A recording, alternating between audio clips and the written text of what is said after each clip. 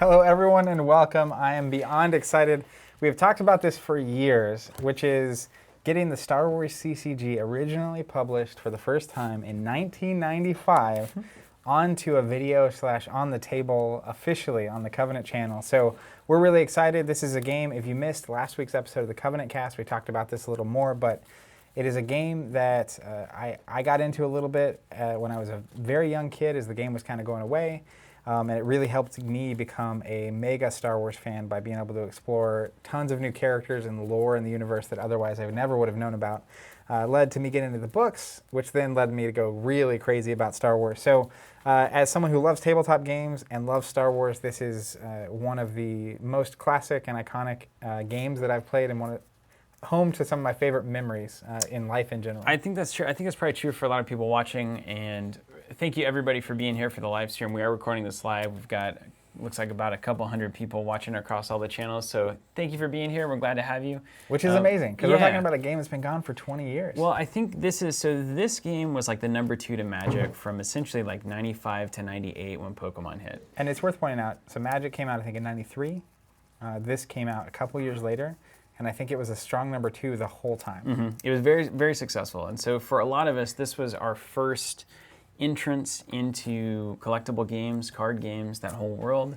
And for a lot of people, this was kind of the alternative to Magic. And so it had its own kind of little community that was, you know, those communities kind of, I would say, formed up around those respective games. And you kind of had the Star Wars crew that would be in the store sometimes and the Magic crew that would be in the store sometimes. So it has a special place for a lot of people. And a lot of people who are playing games today started on either Magic or Star Wars CCG back in the 90s. I think for a lot of people as well, I wasn't quite old enough for this to be the case, but the Star Wars CCG was the first time they were a part of a bigger tabletop gaming community in the way that we kind of know it today with these games that have regular releases and whatnot. And I think just for people that maybe aren't as familiar, so the Star Wars TCG is the one that Wizards did after this, and that was the one designed by Richard Garfield. We mentioned that a lot. But this is the CCG, which was before then. And I think it's worth pointing out because functionally, which I'm going to talk in a sec about how the game works, but it is about the opposite of Magic in terms of, I feel like Magic, you're a wizard, right? And you have mana and you're casting things, and it's very, I would say, streamlined. It's very streamlined, comparatively. yeah. Whereas this game, one of the best and worst aspects of it, in my opinion, is it is the, by far, card game-wise, the most granular card game I have ever played. And so that is what allows you to go so deep into the universe itself. But it's also what kept, I think, a lot of people out of the game, and also even now, you can still actively find these cards on eBay and on various online websites. There's a players committee that has been keeping this game alive literally the entire time it's been gone, so 20 plus years. They have an agreement with Decipher and Star Wars to be able to keep doing that. I think one of the big caveats is they can't use official art or official images on the cards. You see a lot of people cosplaying showing up on this stuff. It's really cool. But people care about this so much that it is still alive to this day. They have a player locator. You can learn more on their website about that. But one thing that's, as someone who plays, and I started getting back into this probably 3 or 4 years ago, I had it was before Destiny, but it was after the Star Wars LCG had gone away. And I was like, you know, I really want to go update my old decks for the Star Wars CCG and TCG. I'm not a kid anymore, so I can actually, like, one of the cards in my dark side deck here is Emperor Palpatine that I wanted so bad as a kid and couldn't get. He was the ultra rare. But now you have infinite financial resources, right? Yeah, I wish. Not quite the case. But so I was updating my decks, which are 2 of the ones we'll see here today on stream, and I also was building a draft cube. But as I was going back and looking at it, right, it's just got something under the hood that's so interesting. But when you look on like YouTube and whatnot, this game was out of print by the time that 2000 hit, right? The Y2K bug. So there's not a whole lot of content out there, particularly on YouTube, that's in HD. And there's definitely not that have any cards popping up, which we'll be doing, I believe we'll be doing throughout this video. So it's a cool chance to both revisit a game that we used to play, and I think there's tons of people, I always see it happening, people asking, I wanted to learn how to play that, but did never get a chance. So if you're new, welcome, and if you are not new, you've been playing for 20 plus years, also welcome. I very much appreciate what I think will be inevitable help on a rules front coming through the chat. If you see us doing anything wrong, feel free. This is not a game like the Star Wars TCG we played when we were teenagers a lot, and so we have a little bit more rules mastery over. This is I've probably played like 50 to 100. That's probably more than that. 50 to 100 times. But most of those came when I was like 10, which inevitably means the rules were just wrong. Well, tell me, based on your understanding of the rules, how does this thing work? Okay, so Give me the basic rundown. Like, if I'm gonna, what should I be expecting in this? Because I've played, a number of times, but not nearly as many times as you have. Certainly not for decades. So, what is it exactly we're trying to do here? So the goal of the game is to deplete your opponent's life force, and so your deck of cards actually represents your total life force in the game. So in one way, milling your opponent is how you win. Okay. But this game has a really interesting flow to it, where essentially at the start of every turn, I'm going to go ahead and pull up the Death Star really quick. And on the Death Star, you'll see these red lightsaber icons. Is this the only Death Star ever printed? Any idea? There's Death Star 2. If it doesn't work once, the Empire will try it again. So you'll see the red icons, and so if it has the red icons on it, that means it generates resources for the dark side, and if it has blue icons, most cards, like as an example, Yavin 4, has both blue and red icons on it, and so that card will generate resources for both players effectively. So the little lightsaber-looking icons means I get that many resources according to, if I'm light side player, I get that many blue resources. If you're dark side, you get that many red. So basically on your turn, the interesting thing about the life force, which is why I'm explaining this now, and we'll kind of break down the turn structure in a minute. At the start of your turn, the first thing you do is activate, and so you actually activate a number of force equal to the number of those icons you have on the board. So if there were 10 red icons, I would actually take 10 cards one at a time from my deck, and they would go into my basically active pile. I think there's a proper term for that, but I put them over. And so Is your reserve? Is it your reserve? No, I think your reserve is the big one. So then what happens is that when you play cards, you actually spend these cards, and they go to your used pile one at a time. And at the end of the round, anything in your used pile actually goes on the bottom of your deck, which is actually somewhat familiar like Flesh and Blood. to the Flesh and Blood game we were playing last week. Any force that you don't use stays, though, so you can use that in later rounds, right? And so in this way, you're not, when you're generating resources, actually depleting your own life. But what'll happen is we'll fight. There's a thing called the force drain that we'll get to. And when you lose force, you actually have cards, and they'll go to your lost pile, which is outside of the game, and it's permanently gone. Okay. So the goal that we're trying to do is basically get all of these cards from our opponent over here in the lost pile. Okay. Now, only cards in your deck, your force pile, and your used pile count towards your life total. So cards in your hand don't count, and cards in play don't count. So technically, if you played out all of your cards, then you would probably lose. You would lose, yeah. Yeah, that makes sense. So what about card draw? You Isn't need to there have a force. card draw tied into this? So the last phase of the round actually is draw. So any cards in your force pile, you can actually one at a time take them and put them into your hand.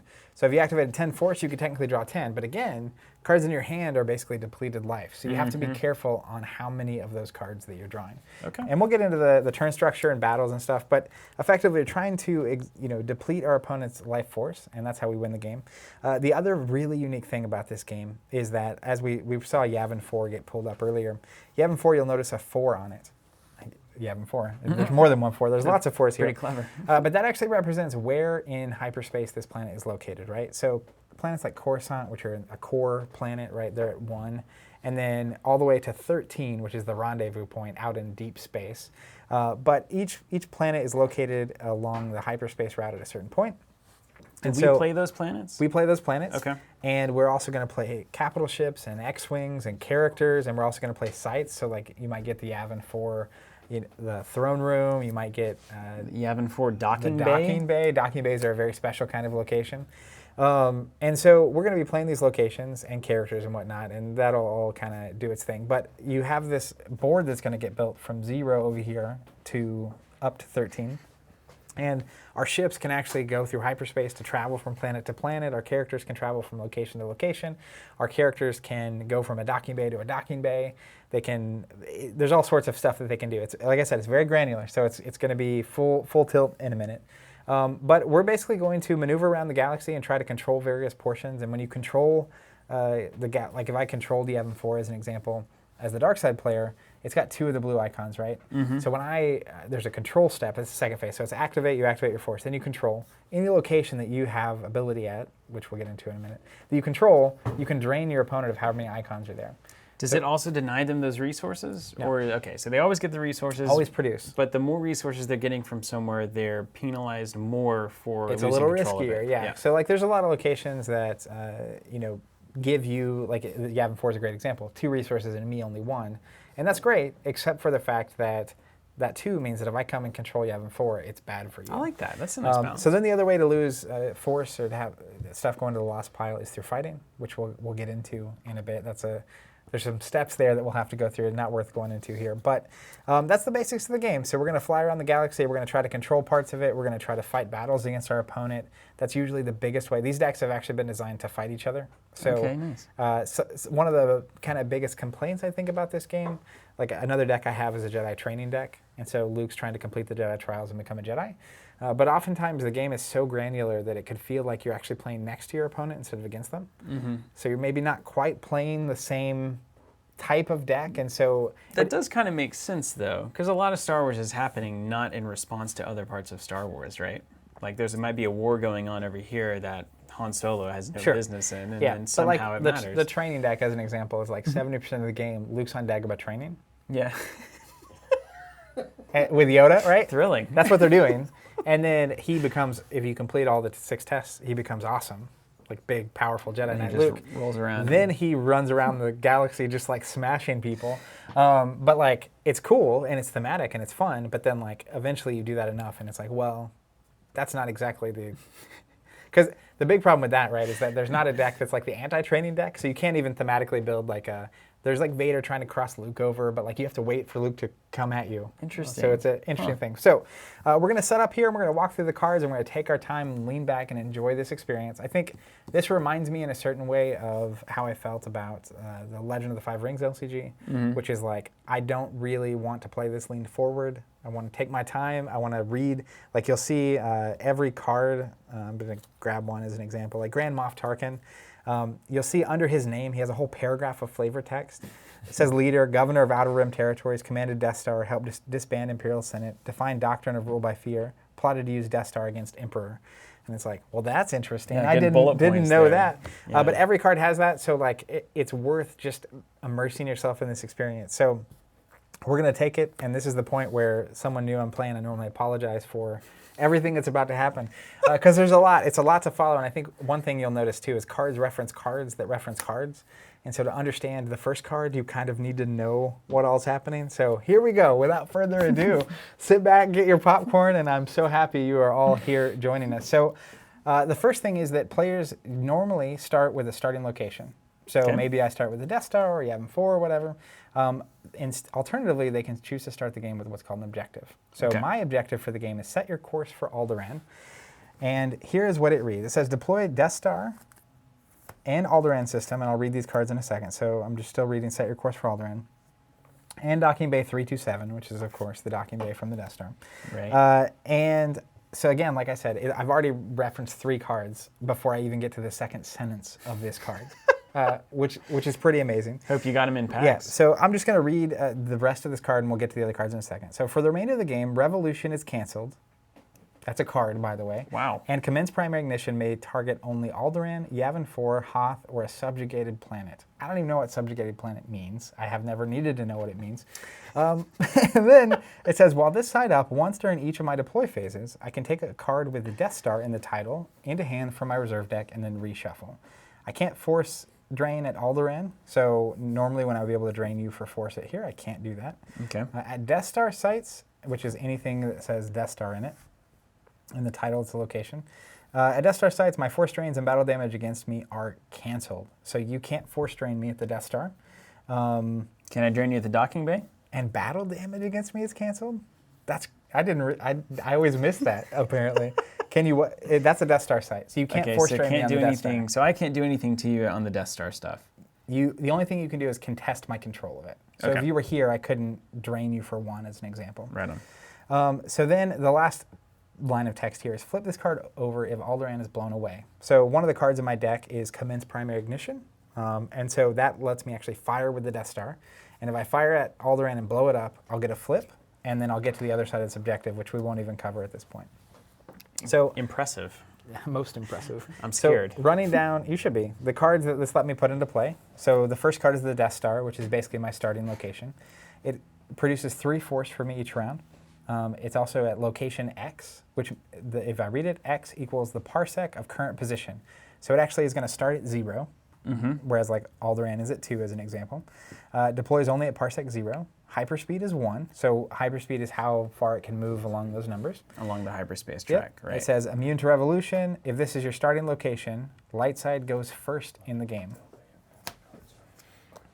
We've got our chat crew. Dark side player can't force drain at the Death Star stuff. Light side player can force drain there. Oh. Apparently. That's right. We got a living glossary in the chat. That's great. This is good to have. And then, of course, let me put in Death Star Docking Bay 327. My Docking Bay transit from here is free. The light side of this says your Docking Bay transit from here requires 2 force. And so Docking Bay transit... so just remember all of that. Yeah, just remember all this. We'll get there. I'll remember it all. So one of the things is that when you're at a docking bay, it's assumed that there are basically vehicles and pilots to transfer you. And so you can basically docking bay transit from like the docking bay, like if there was the Alderaan docking bay, you could go from docking bay to a ship up here. Right. So it basically makes it quick for you to get pilots to ships. Yeah. But it also means that you can docking bay from docking bay to docking bay. Whoa. So you can like hire transport from there to there. Wow. If that makes sense. Yeah. Okay. Let me see that reference. This is what I'm saying. It's like Hold on, let's look at this. Yeah, give me docking bay. Docking bay rules. Can everybody see this glossary here? This is the official glossary. For anyone out there who's a game designer who's been afraid of errataing your game, don't be. Print a book. Didn't seem to slow this one down very much. Unbelievable. Yeah, I'm gonna pull this up. So docking bay transit, just to make sure I get You're this right. right. Back, Zach. You're good. Yep.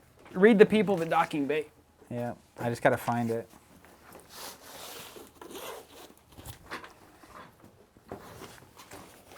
Docking bay, docking bay. I'm almost there.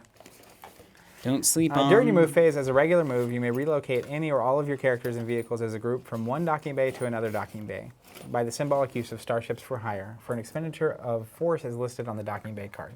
So I can go from here, this docking bay to any docking bay for free because it's my Death Star. And it costs you 2 force to do that when it would normally cost you 1. All right. Okay. I'll remember all of that. Then finally, I put into play Alderaan. Alderaan on the dark side says, if I control, force drain is +1 here for each Death Star site on the table that is also in my control. So for every Death Star site that I control, which are these locations, my force drain at Alderaan is +1. So if I have 3 of these out and I control 3 of these, my force drain at Alderaan is going to be 4. It's fair to say that's a pretty critical part of your strategy, right? Yes. Play out a lot of Death Star locations, hope I don't contest them or keep me from contesting them so that Alderaan is... And if you want to come contest locations on the Death Star, I want you to do that. Okay. Right? It's a trap. So I could also just fight at Alderaan and then you wouldn't control it and force drain me for a bunch. Yeah. The other thing is I'm likely to move my Death Star to Alderaan. That it's going to slowly... I've seen that from somewhere. I can't remember. Get to Alderaan. And once it's there, you know, I'm basically setting up this big fight on Alderaan. And if you run away, I just drain you to death. So I'm forcing you to come. Okay. You can't just ignore me, basically. I'm ready, though. I've got X-Wings. So then the next trick is that you can also play what is called a starting interrupt. So this is an effect that just kicks the game off and says, hey, this is happening. So the starting interrupt that I'm using is called Prepared Defenses. And it says starting, deploy up to 3 effects if each of them deploys for free, is always immune to alter, and has deploy on the table. In the game text, place interrupt in the lost pile. So I have 3 starting effects that say immune to alter, that are free to use, and this is going to be a whole bunch of game text that is immediately just applicable. It's honestly... Can you give me the basic rundown of what all this stuff means? Yes. What do I need to know? I will read it and then I'll just tell you how it functions. Okay. So mobilization points is deploy on table. My force generation is +1 at each docking bay that I occupy. Okay, like this one. Yep. Or +2 if I control it. Okay. So if I control here and it's a docking bay, my force generation here is +2. Pretty good, right? Yeah. Then it says once per game, I can take one of the following cards into my hand from my deck: Karita, Wakalami, Gaul, Kuat, Rendell System, or the Executor. I'll give you a hint which one I'm going to be picking. It's the Executor. Okay. You can do that once or into hand from reserve deck once per game. Okay. So 1 time per game I can do that. It's going to be the Executor. You're going to get the big capital ship and play it on Alderaan. So, shocker. Okay. The next card that is effect is Combat Responses. Deploy on table. During my deploy phase, I can reveal an unpiloted starfighter from my hand to take its matching pilot card from my reserve deck, or vice versa. So I've got the same thing. Yeah, you basically have this little light side Okay, version cool, of that. cool. So basically, it's like, I'll show you Soontir Fel, and then I'll go get his TIE fighter. Right on. Or I'll show you Vader and go get his TIE fighter. Then finally, I have Imperial Arrest Order and Secret Plans. This is a half and half card. Jesse, you're so right. I'm already exhausted. Yeah, it's a lot. This is the worst part of the game, though, because I remember we did this a couple of weeks ago, and then once you actually get into it, it kind of starts to flow. Deploy on table, unique Imperials of ability less than 3. So all my Imperials, and they'll say ability on them at less than 3, are forfeit +1. We'll get into what forfeit means after a while. Various cards don't do anything. Once during each of my deploy phases, I can deploy a docking bay from my reserve deck. Okay, so a lot of docking bays and controlling them. I get to search my deck for docking bays. I'll put them into play. If I control them, they generate a lot of extra force for me. That's all good. I can show you a pilot and go get my stuff, and I can also fish out the Executor whenever I see fit. And that's it. Oh, That's my setup. So we've yet begun to play. Yep. Would you like to know my setup? Yes, walk me through it. Well, let's start out with, I believe the first thing I should do here is the Masasi base operations. Is that what this is? Is this like my, what do you call this, objective? Whatever your purple card is? Yep. Okay, so I deploy Yavin 4 and the docking bay to the table. Okay. I'm going to point the light side icons towards me, which is customary. I'm going to put it in the right order. So we have 0 Death Star, 2 Alderaan, 4 Yavin, a 3 planet could go here, and a 1 planet could go here. Okay, makes sense. And then I will do the same thing with the docking bay. Do you want me to just put it down here? So what happens is the interior sights, so like this is inside, right? Go on this side of the Yavin 4. And then if you had like a Yavin 4 like outside, it would be over here. It's so hilarious. Yeah. How do I know if it's interior or exterior? It's got a little icon. One of these 7 icons. It's that, look. It's let's see. Of course. This little circle see with 3 lines in it? Or the tan thing right there? Literally, look. It says interior around that. Oh, yeah. It looks like the corner of a room. Yeah, and then that little icon means exterior. So that's actually interior, exterior. It's got both. So you wanted me to put it like here? There's rules for this. We won't need them. Okay, actually, no. It goes like this. So there's system, then you have exterior sights. Okay. Then you would have the docking bay. Then you would have interior sights. Oh, so that's the in-between. both. How in the world do you build a board across 5 planets if you're playing to all of them? Get your popcorn ready. Did we just have, I mean, nobody was having tables this big in a game store in 98. It usually goes this way sometimes. Okay. But also, like, so there's only so many locations in each of our decks, right? And, like, you don't want too many because they don't have any, we'll get to that. They don't have a destiny value. So it is a lot, but it's also it's going to be in control. Okay, looks good. Now we read the actual thing. For the remainder of the game, I cannot play Revolution or Force Drain at Yavin 4 sites or sectors. So you can't force drain on Yavin 4. Okay, and no Revolution cards. No Revolution. I can't Revolution. You can't play Revolution, and I also reference that for some reason. While this side is up, I generate no more than 1 force from each Yavin 4 site. I only generate 1 there on the docking base, so that's fine. This one is a Yavin 4 site as well? I don't think so. I think sites are just the actual location. But I'm going to glossary, clarify. yeah. Once during... By the way, this is literally what we did in the 90s. Like, all right, hit that glossary up, let me know. Once during each of your deploy phases, you may deploy 1 Yavin 4 site from your reserve deck, reshuffle. Each Imperial is deploy +2 to Yavin 4. So it costs me a lot.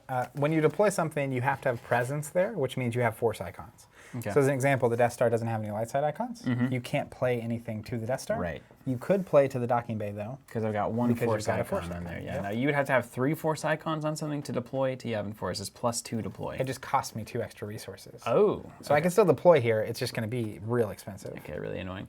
Flip this card if you control 3 Yavin 4 sites and opponent controls fewer than 3 Yavin 4 sites. And then place out of play if Yavin 4 is, quote, blown away. So at least I know that that's possible. And I presume the Death Star could potentially do that. So a site is any horizontally oriented location where characters and other cards can deploy. Okay. So it's not this looks right, yeah. So all your Yavin 4 sites only generate 1 force while the first side's up. And so I've got the Masasi base operations, and then if I control 3 Yavin 4 sites, I can flip this over, and it flips to 1 in a million with a Death Star being blown up, which I presume would be what I would then be trying to do at that point. You are aiming to blow up the Death Star. Then we have a starting interrupt, as you did as well, so we'll deal with that one. At the Battle of Endor, Rebel starfighters fought to defend key capital starships, such as the Redemption. case you didn't know. Hey, I appreciate you reading It's the called flavor. Heading for the Medical Frigate, or Frigate, if you're 8-year-old Steven. Used. Add 1 to your battle destiny just drawn. I'm not using it because it's not a used interrupt, That's right. It's a starting interrupt. Deploy up to 3 effects. If each of them deploys for free, is always immune to alter, and has deploy on table, place interrupt in lost pile. After I do that, so I'm going to do that now. I'm going to lose it.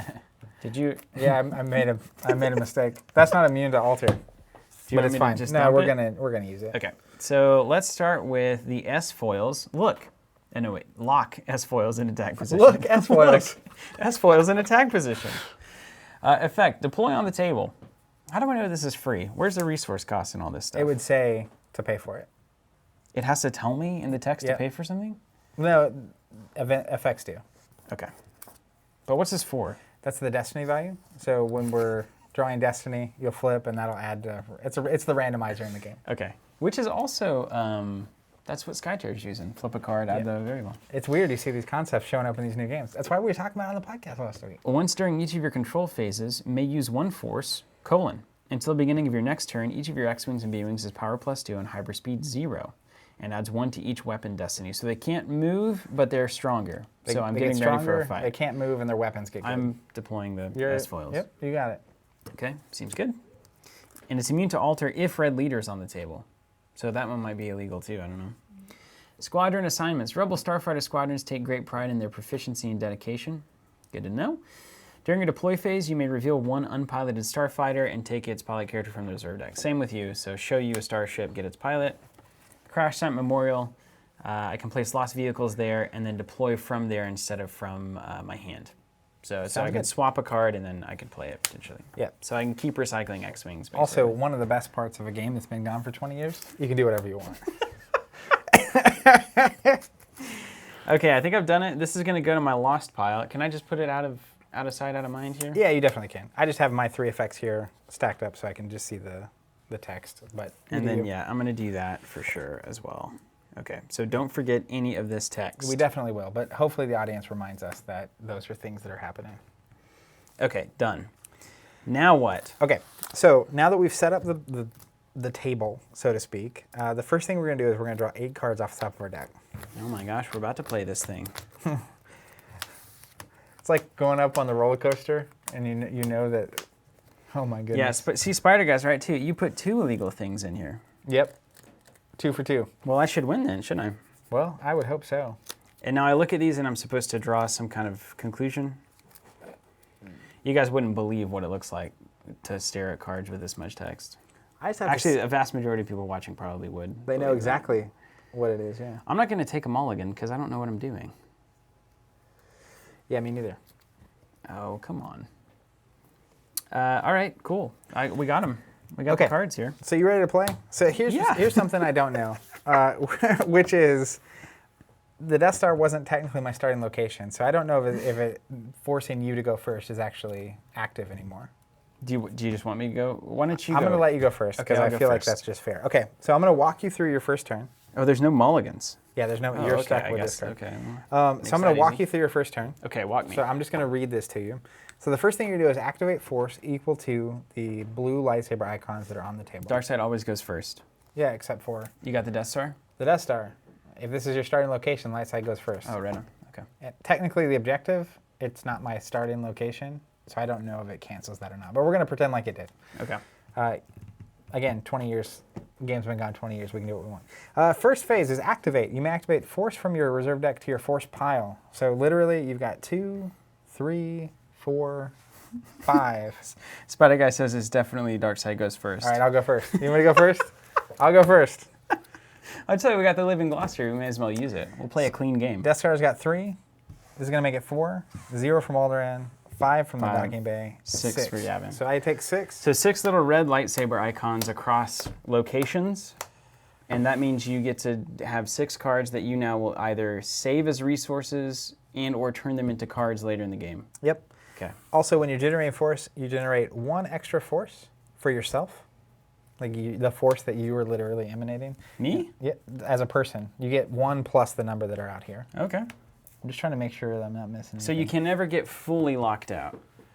Even if you have 0 on the table, you always generate at least 1 force. It would be you would have to be playing very weird to have no locations out to give. Like you start with one location and play, Yeah. even without the weird objective. It seems like the and kind stuff. of deck that, or the kind of game that could have a very weird situation. Wouldn't you say? Yes. I've got to read.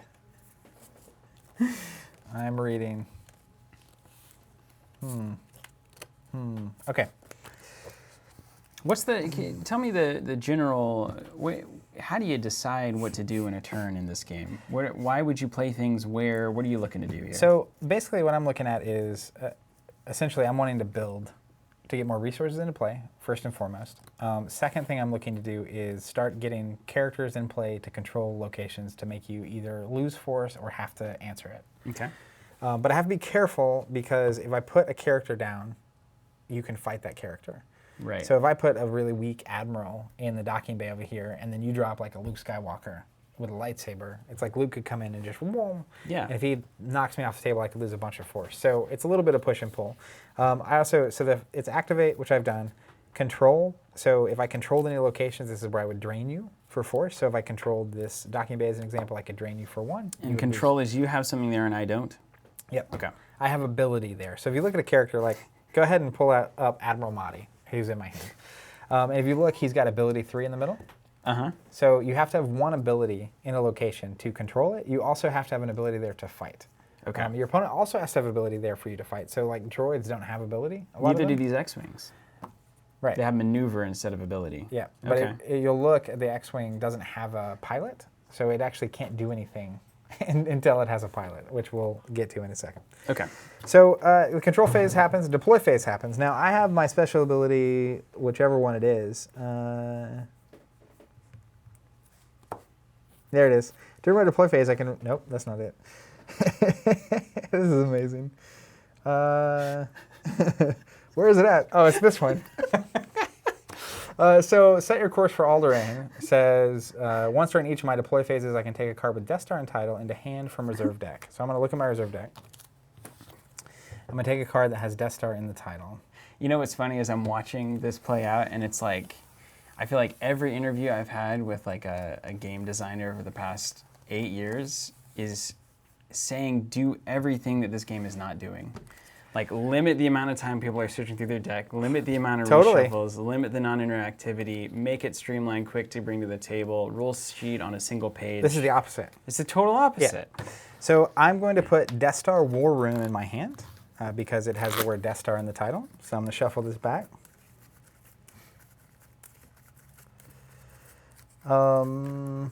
Is there any risk? I'm going to go ahead and do it. Once per game, I'm going to go ahead and put the Executor in my hand. Sure. I don't want it to end up in my active force pile.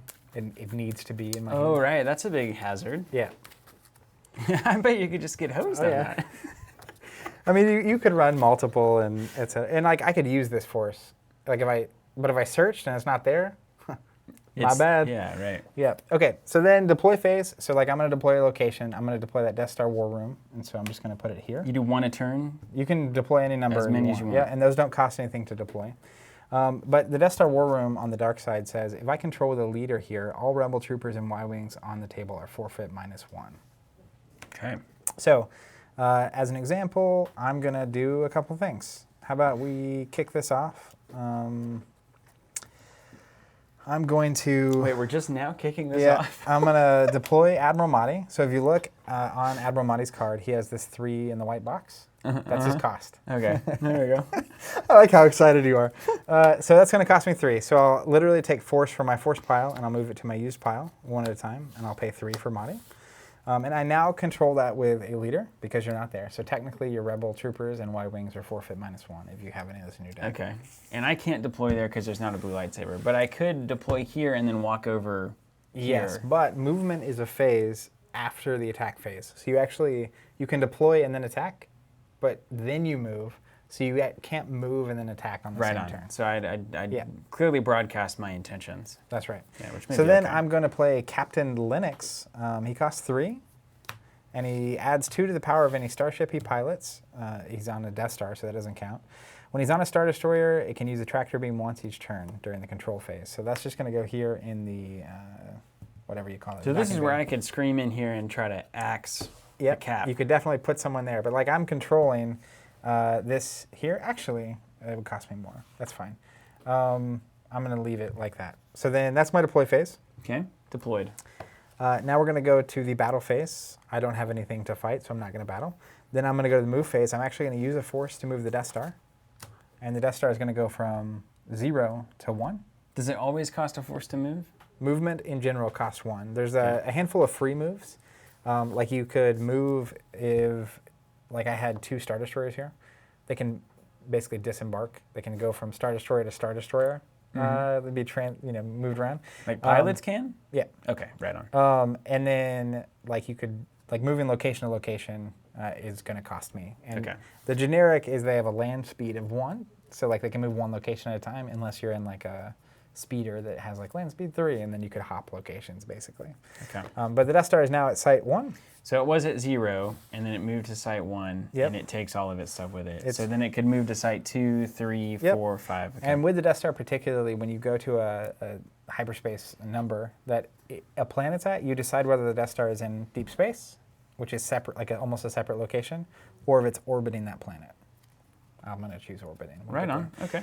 So we moved, and then draw phase. Technically, I could draw any cards from my force pile that I wanted, but I'm not going to. Currently have 0 force cards, so that's not going to. So then my used pile, end of my round, is going to go. Put this over. I'm going to have to plan it out here. To the bottom of my deck, and it is going to be your turn. Okay. Well, I get ready for some high-level play here. You aren't going to believe. I've seen the Matrix on this one, and you're ready. I fully appreciate what I'm supposed to be doing. So let's start by reading the turns. Activate. Activate force from my reserve deck from my force pile. Okay, counting lightsabers. 2 on Yavin 4, 1 on Yavin docking bay, 1 on Alderaan. That's 4. None. There's 5 on your little Death Star docking bay. So I've got 5 cards going. I'm generating 5. And you get 1 for yourself if you didn't remember that. All right, because I'm here too. I remember playing this and it actually being really natural. You remember that? Like feeling like it was natural? Really, like it was like, oh, I didn't know what I'm doing. You usually get there about halfway through the first turn. or I mean, 10 turns. Okay, then I go to the control phase. I can initiate a force turn in each location I control. I don't control any locations. You control none. Now I can deploy cards from my hand to the table. I'm going to deploy Tatooine. All right, great. It's got 2 blue icons and 1 red, which means I'm at +1 resource. And it says if I control it for each of my starships there, my total power is +1 in battles. At Tatooine size. So if I control it, I'm +1 at Tatooine, and that's probably relevant. Okay. Oh, that's for each starship. So we're fighting down Tatooine, and you had 5 X-Wings up here? It's +5 to each? +5 to, yeah. Your total power is total, +5. Yeah, every time you fight, you're +5 on Tatooine. All right, that seems good. Okay, and now we have, I mean, it's just absolutely incredible. How do I know if I'm going to win a battle? Like, if I were to put somebody over here, what am I looking about? So the basics of battle, you are basically going to total up power. So I have a power 2 here with Captain Linux. And for every power that you're beating your opponent by, they have to lose that much force. Now, the one caveat is if you have at least ability of 4 or more, you'll get to also draw Destiny. So if you look at Captain Linux, he has a 2 in the top right-hand corner. So I would flip if I was drawing Destiny, if I have ability of 4, I flip the top card of my deck over and add that number, and that usually ranges from 0 to 7. And then how does that thing die?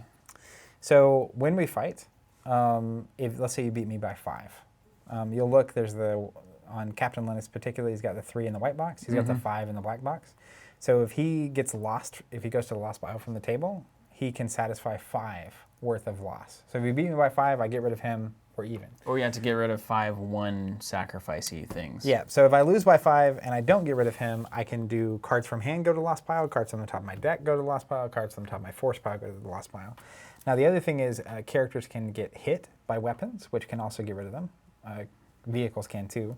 The other thing that happens is when you draw Destiny, a thing called attrition happens. So let's say I flipped over the top card of my deck and it was this Twi'lek Advisor. It's got a 5. So if I flip a 5 Destiny, you have to lose 5 worth of forfeit from that battle. So any fighting that happens here, Even if Destiny was 1, if Destiny was 1 here, I would have to lose him even though he's worth a 5. Right. So you got to satisfy it somehow, and if you have way too much, then you're hosed. Yeah. If you got to satisfy 1, you have to drop a 5er, then if that's it's a good because way of to attrition, lose. and attrition happens even if you lose. So like if you beat me in the fight, but I had an attrition of 1 and you only had like Luke out, Luke might just go away. Okay. So buyer All right. beware. So let's start by, I feel like I want to go over there and mess with you. Come into the Death Star. Is that okay? You can do whatever you want. Is that what I should be doing, you think? It depends. Well, it really doesn't. It depends. So don't forget, you can also show a ship and go get its pilot. And most of the red squadron that's in your deck costs 2, and the ships cost 2. So it would cost you 4 to play a ship with their pilot somewhere. Mm-hmm. Like as an example, if you had a ship and a pilot on Tatooine, you would control it, which would let you drain me. Mm-hmm. And you would have that ship out, obviously. That seems good. What if we put the old Falcon over there? Whew. Or should I say? I feel like I should save it for something meaningful. It's worth noting as well, the Falcon and its pilots are expensive. 3. Not that expensive. That's 50% more than your X-Wings. I don't know what's in your hand, so I'm just... So cheap stuff over here. What's Red 7? Do we have a pilot there? Yep. All right, so I go search it for the Red 7 pilot. Yeah, and I think you can literally search your... Flown by Elia Rue. Yep. Who's that? Elyhek. Hopefully in here. He could be in your force pile. Yeah. It's all right. We'll just be here searching. See if we can I find think it. he's the one with the cool haircut. Well, I'll be the judge of that. Look at that haircut. He is killing it. Man, he's here to fly X-Wings, and that's it. Awesome. Okay, now I shuffle this up. Yep. So I just get to get that, or I have to play it immediately? You play them both immediately. Okay. So just to kind of run down, Red 7 here, if you can pull it up. Top right corner has a 4. That's its destiny value. So if it's flipped randomly, it would contribute 4 to the total power. It has 3 power. It has 4 maneuver. So maneuver comes into play when someone's targeting you with a weapon, and they usually have to get more than that result to hit you. Has a hyperspeed of 5. So it could literally go from Tatooine all the way to Alderaan for 1 force. Oh, that's what I want. That's perfect. Okay.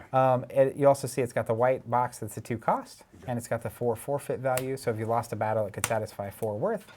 And then pilots typically, as in this case, it's going to go on, and he actually contributes. You can read the text and see what he does.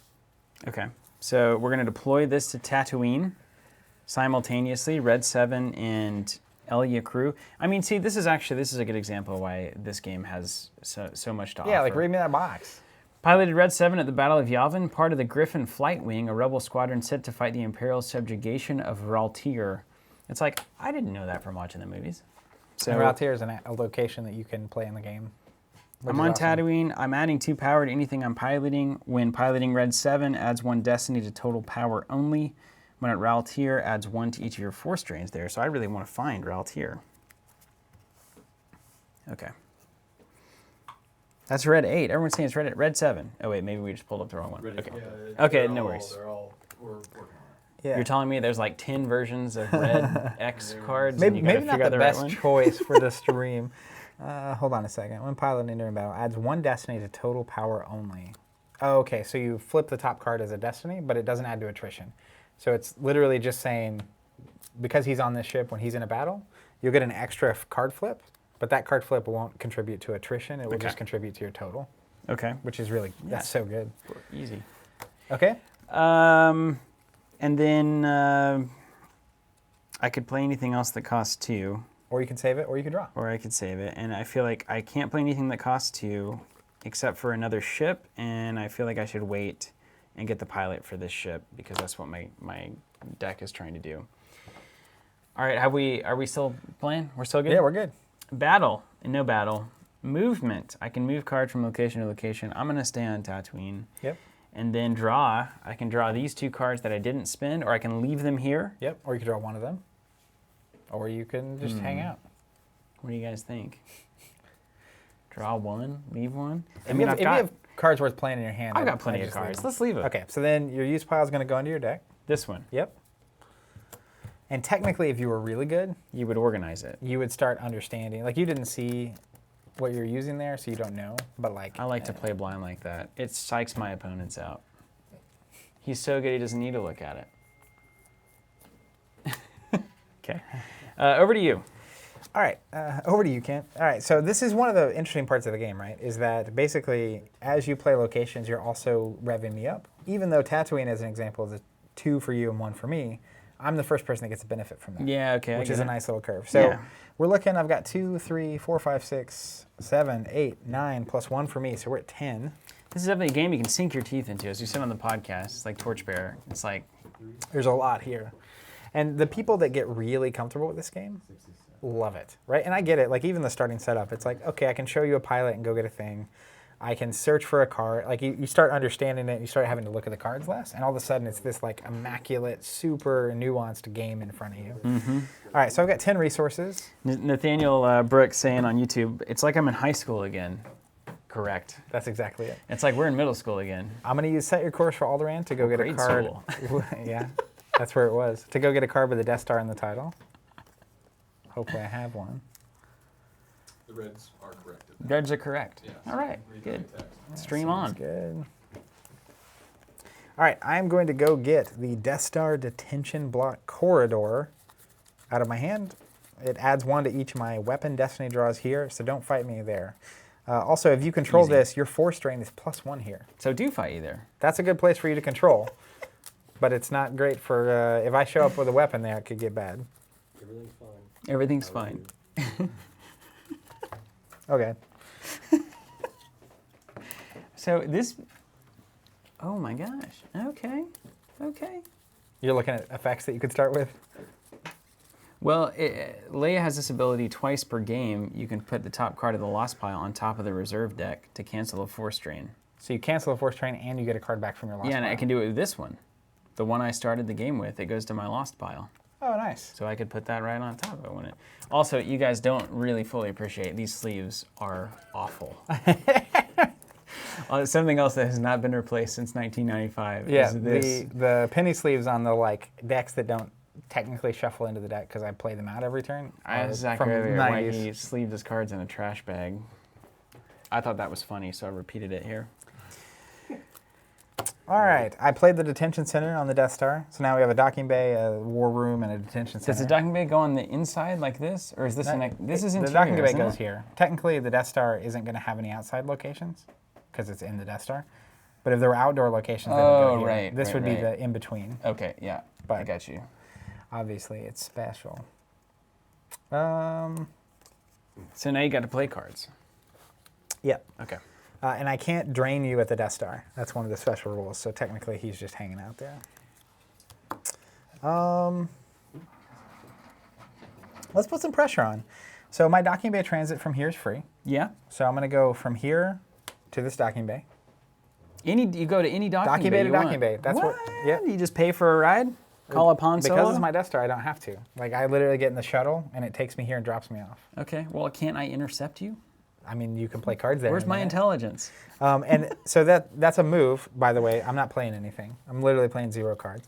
So transit from here requires 2 force. So you for can't him leave. to leave, it's going to cost me. Yeah. But I'm basically challenging you to put a character down here and fight. Are you deploying first, though? No, I'm skipping deployment. No deployment? No deployment.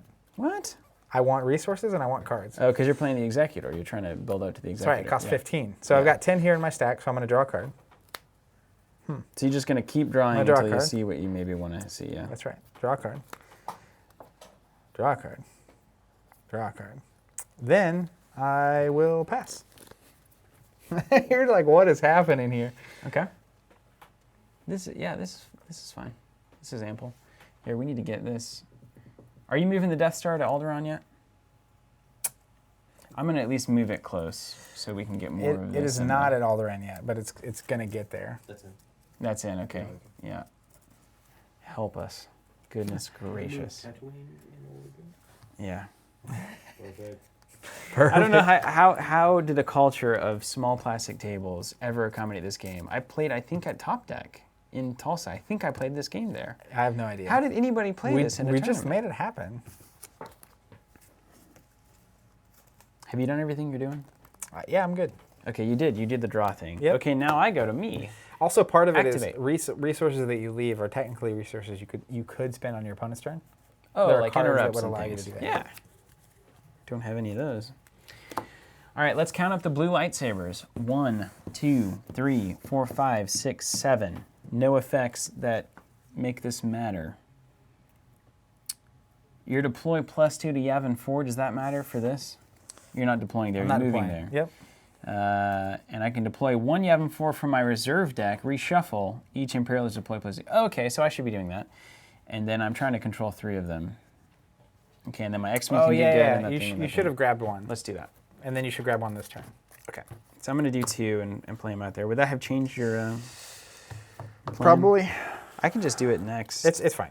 Do it, and I'll just get extra force if any of them have them. Like that only has. Also remember, you have 4 sites right now. When this is face up, only contribute 1 each. So Okay. like that's a 2, but it only gives you 1 extra. Okay. Okay. Yavin 4, there's another one. I mean, I could technically So- just put these off to the side in a way, but I'm not going Nah, to. 'cause they could end up I in your know, force pile. technically, but you could, come on. Ooh, a Death Star one. I won't tell you that. It's a trench. You, It's you a built the trench. deck. You probably have every idea of what's in here. Okay, so I could get the So this is a good example. If you The look at the, how would you say that? Masasi? Masasi. Masasi.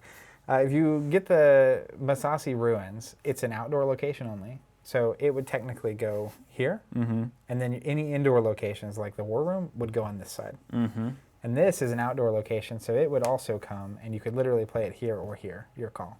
So the lineup matters because we're building a... And like, you could literally goodness insert a gracious. location to put space between characters that we have anyways. It's Why would- like in The Force Awakens when the ground opens up and splits Kylo and Rey, you know? Convenient. I forgot a lot of that movie. Let's see. So I could do, if I control with a leader here, my starships are power +1 at Death Star system. That seems good later, particularly. Yeah, go ahead. May not be separated from interior Yavin 4 sites. If you control attack run total is +2, I'm seeing a theme here. And if I control with a leader, all stormtroopers and ties are forfeit -1. That seems like the most immediately beneficial thing for me to do. So Yavin 4 Masasi War Room. Super good. So it would go. So that was last turn. That was last turn, so you'll also get 1 extra force. You Nice. get one. You'll get 1 this turn, the second. But go ahead and get your force for the round. Right, now I do We'll my just make force. this simple, yeah. Okay, so 1, 2, 3, 4, 5, 6, 7, 8 total, yeah? +1 for you. 9, because I'm here. 1, 2, 3, 4, 5, 6, 7, 8, 9. Matt Briggs asking if the deck lists are available. I have them. I might end up posting them on a blog after the fact. I know deck lists are really hard to come by.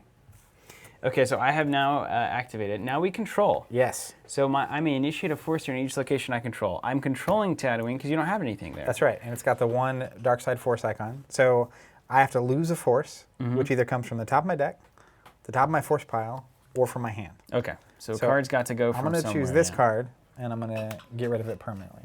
Okay, Just an event. got him. Yeah. So you're winning right now. You're one. Actually, yeah, you're one. Let's call it. Game over. See you It's later. over. Okay, now we go to deploy. I can deploy cards from my hand to the table, and at the deploy step, I can now deploy another Yavin 4 because of my little ability here, Masasi base operations, and I have a lot of Masasi bases in here, so yeah, of course. Yep. Let's do the. Let's get an outside location in there. Mix it up a little bit. How about War Room? Boom. Okay. The Masasi Ruins. That's the one you just played, right? Yeah, this one. I just played this one. If I control the leader there, starships are power +1. You get force drain +1 there, which I don't like. Yeah, that would be force train 3. So I know where Vader wants to get. This one I will get back in here. Now, if I control 3 of these Yavin 4 sides, I get to flip my base operations to the big Death Star explosion. The big Death Star Which explosion. I don't know what it does, but I think it's important. So I'm going to try to start doing that. I think, by the way, when you blow up the Death Star, if you get to that point, for the all that is good and holy in this world, hopefully The not. movie's over. It's some mathematical equation of, I think it's 8 plus so many for each Death Star location. I lose that much force. Oh, good for me. Just like, it's bad. All right, well, how about this? Is indoor in my deck? Is there an indoor anywhere in my deck? Do you have any idea? I can look at my list. Because Chewie deploys -2 on indoor, which I feel like is really a nice benefit, and I'm not going to waste that until Got to it go for the matters. value. You do not have indoor in your deck. Okay. How about this? Nice setup. It's a card. It's like this red 7, I think, deploys free to route here. Yeah, and I'm not sure routes is in there. How about this? How about putting a Leia Rebel Princess right there? She good. All right, it's going to cost me 4. Ah, this is bad. Still got it. Yep. Could go bad for you, though. You know. It Could won't. it, though? It won't. Not really. Okay, we'll do that there. And then I'm going to do the Rebel 10 ability. And I'm going to go red 10. I'm going to go get Theron Net. Is he in here? Or she? Or Well, it? unless he's in your force pile. That's the downside. It's the downside of having resources. Okay, let's see. Come on, Theron. Oh no. No, it's not here. So then you just can't do it. Do I still have to deploy that thing? No. It forces you to deploy them both at the same time, and you can't. So you just, it errors Okay, out. tries to but can't. Yeah. Logic fails. Okay, and if I were smart, I'd be paying attention to really what I'm looking at here, and I would know more about You would know exactly what's what's happening. is over there. You know, even though I can't do that, I think I'm still going to deploy red 10 to Yavin 4 and just be like, yo, you want to come over here and mess with it or what? Well, so it's important to note he doesn't have a pilot. Oh, and you got to control with a pilot? Yeah, but you could literally deploy any character you want if you have the resources as a pilot onto that ship. Right on. Like, it And doesn't can have to be the matching characters pilot. have to go in the little the sites, and then ships have to go in the planets? That's right. And so, but characters can also deploy to a starship. Right. So, like, you could play that X-Wing and it would just be floating in space. Why don't I just throw a Millennium Falcon here? That is another thing you can do. Now, it has an astromech on board, but it does not have a pilot. That's fine. Do I have how much resources? Yeah, let's do it. Uh-oh. This is bad news beats for 1, me. You're going to roll 2, me. 3. Just going to be a roll town. Let's play Lando on that Falcon. Perfect. Cost me Can you read 3. these cards to me? What's a Falcon do and what's Lando? 1, 2, 3. Millennium Falcon, it's a modified YT-1300 freighter, if you didn't know. It's owned by Lando Calrissian until won by Han in a Sabacc game, to be explored later on in a movie by the name of Solo. That's on the text? No, it didn't say that. 26.7 meters long. Wouldn't that be hilarious? The See, only- like that, 26 meters, like, well, that's crazy that's that's in there. not as long as I would have expected. 26.7 It's meters. like 75 feet long. That's pretty long. I mean, I'm building a house right now, and it's not. It's longer than 75 feet. It's a spaceship. It is a spaceship. Bryce for the off-camera facts. And then a quote. She may not look like much, but she's got it where it counts.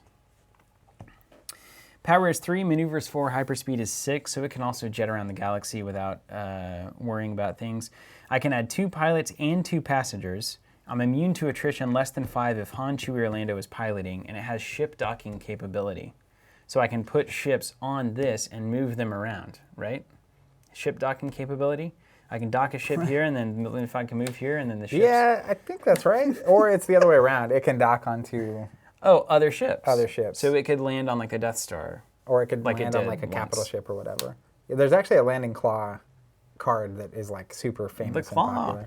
And then Lando says 2 power to anything he pilots, 3 if piloting the Falcon. So it's adding 3 power to the Falcon. So the Falcon's a 6 power right now. And then +1 for every Cloud City location I control. If I'm playing Sabacc, I can add 1 or subtract 1 from my total. So check this out. Okay, tell me. There are a handful of Sabacc cards that initiate a game of Sabacc. And so there's like Trooper Sabacc, and there's like, I forget the other ones, but there's like 4 or 5 different, like, if you're playing Imperials, like your Troopers are playing Sabacc. What happens is you set Does a card make it happen, or can we do So it a card anytime? initiates it. It's Okay. like the casino card or whatever, right? Right. You play it. So then what happens is basically you draw 2 cards, and in Sabacc you're trying to get to an 11. Perfect Sabacc is you draw 2 cards and they hit Like 11. 6-5, right? If that happens, you just flip over, you win. It's like blackjack. Okay. But what happens is, starting with a dark side player, you draw cards and you keep going. So it's like hit, Hit, like but- blackjack. But they don't know what you've got in your hand. Uh-huh. So like I might have 5 cards or 1 or whatever, and then you do the same. Proto edge battle. And then it's whoever is closest to 11 or at 11 or under wins. So it can't go over. Yeah, if both players go over, it's whoever's closest. But if you're both under and you're the same amount away, or both over in the same amount away, it's who did it with the least number of cards. Oh, But like you cool. can literally play Sabacc in the And middle of Lando's this game. ability is great for that. Yeah. That's amazing.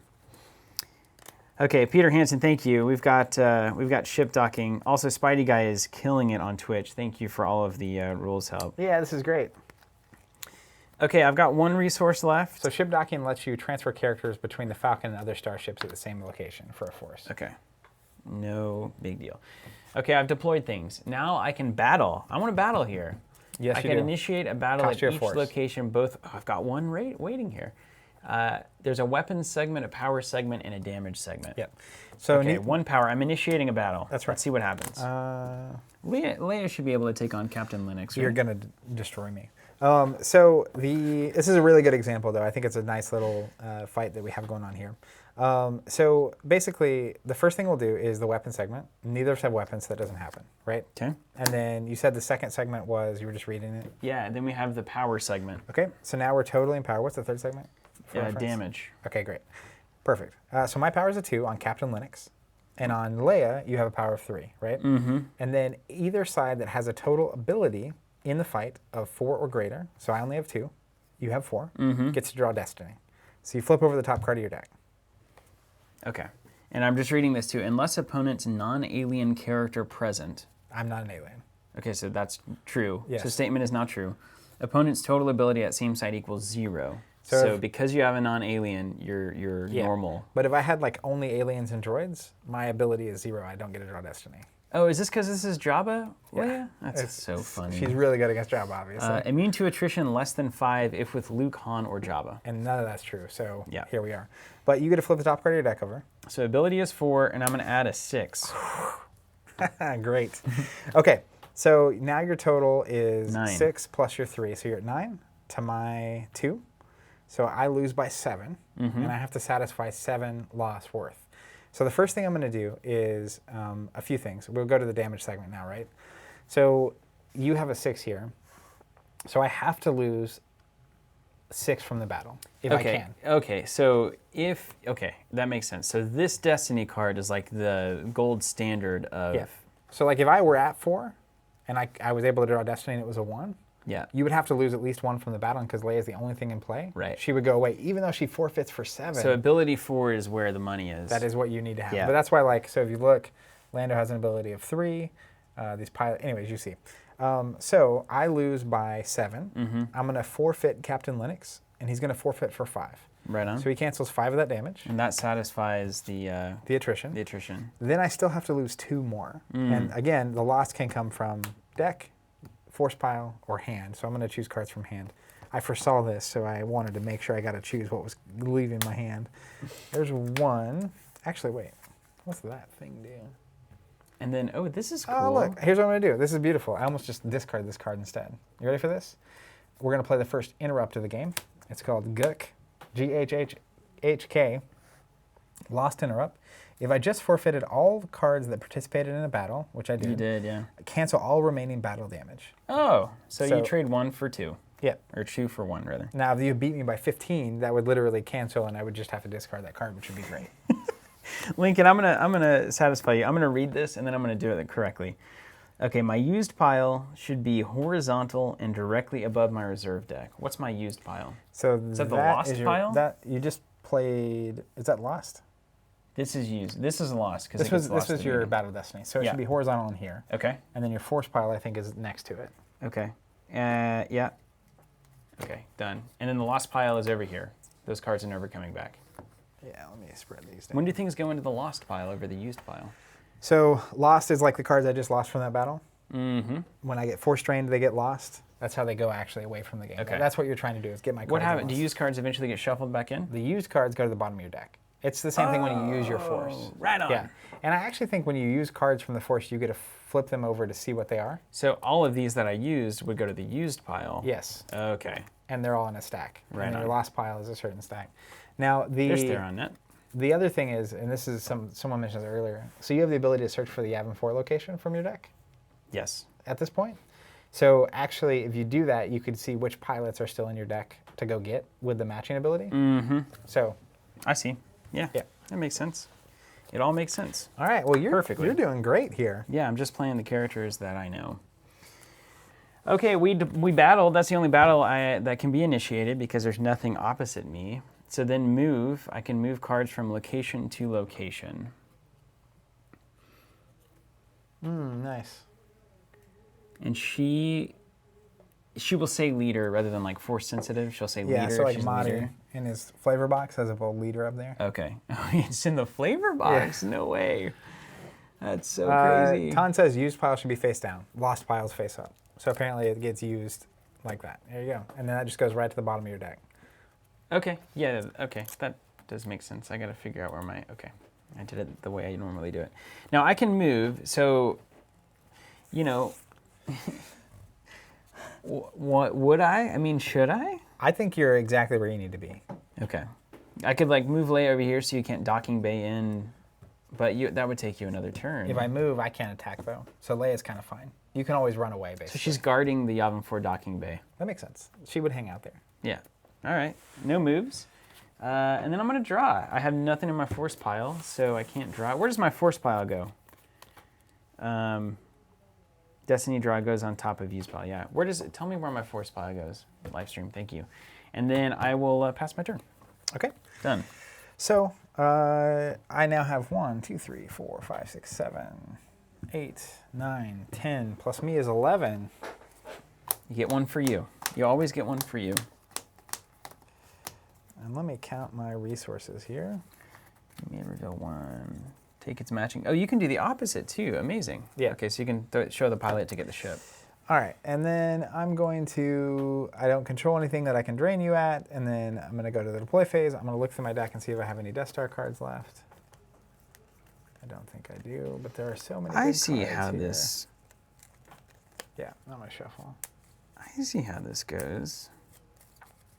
All right, Peter, left of the reserve. So here is where I generate force. I use it here, and then this goes under now, right? This would have gone under last turn. So generate is to the left. And I don't reshuffle or anything. Nope. Okay. Oh, so I'm fresh up on pilots that I can have in there now. Except for your activate force at the start of your turn as well. Yeah. But the pilots that were just there would go to the bottom of your deck. Barry Hill, answer your question. No, this game is not coming back as far as we know. We're just playing it because we love it. We talk about it a lot. We reference it a lot on the podcast and various streams.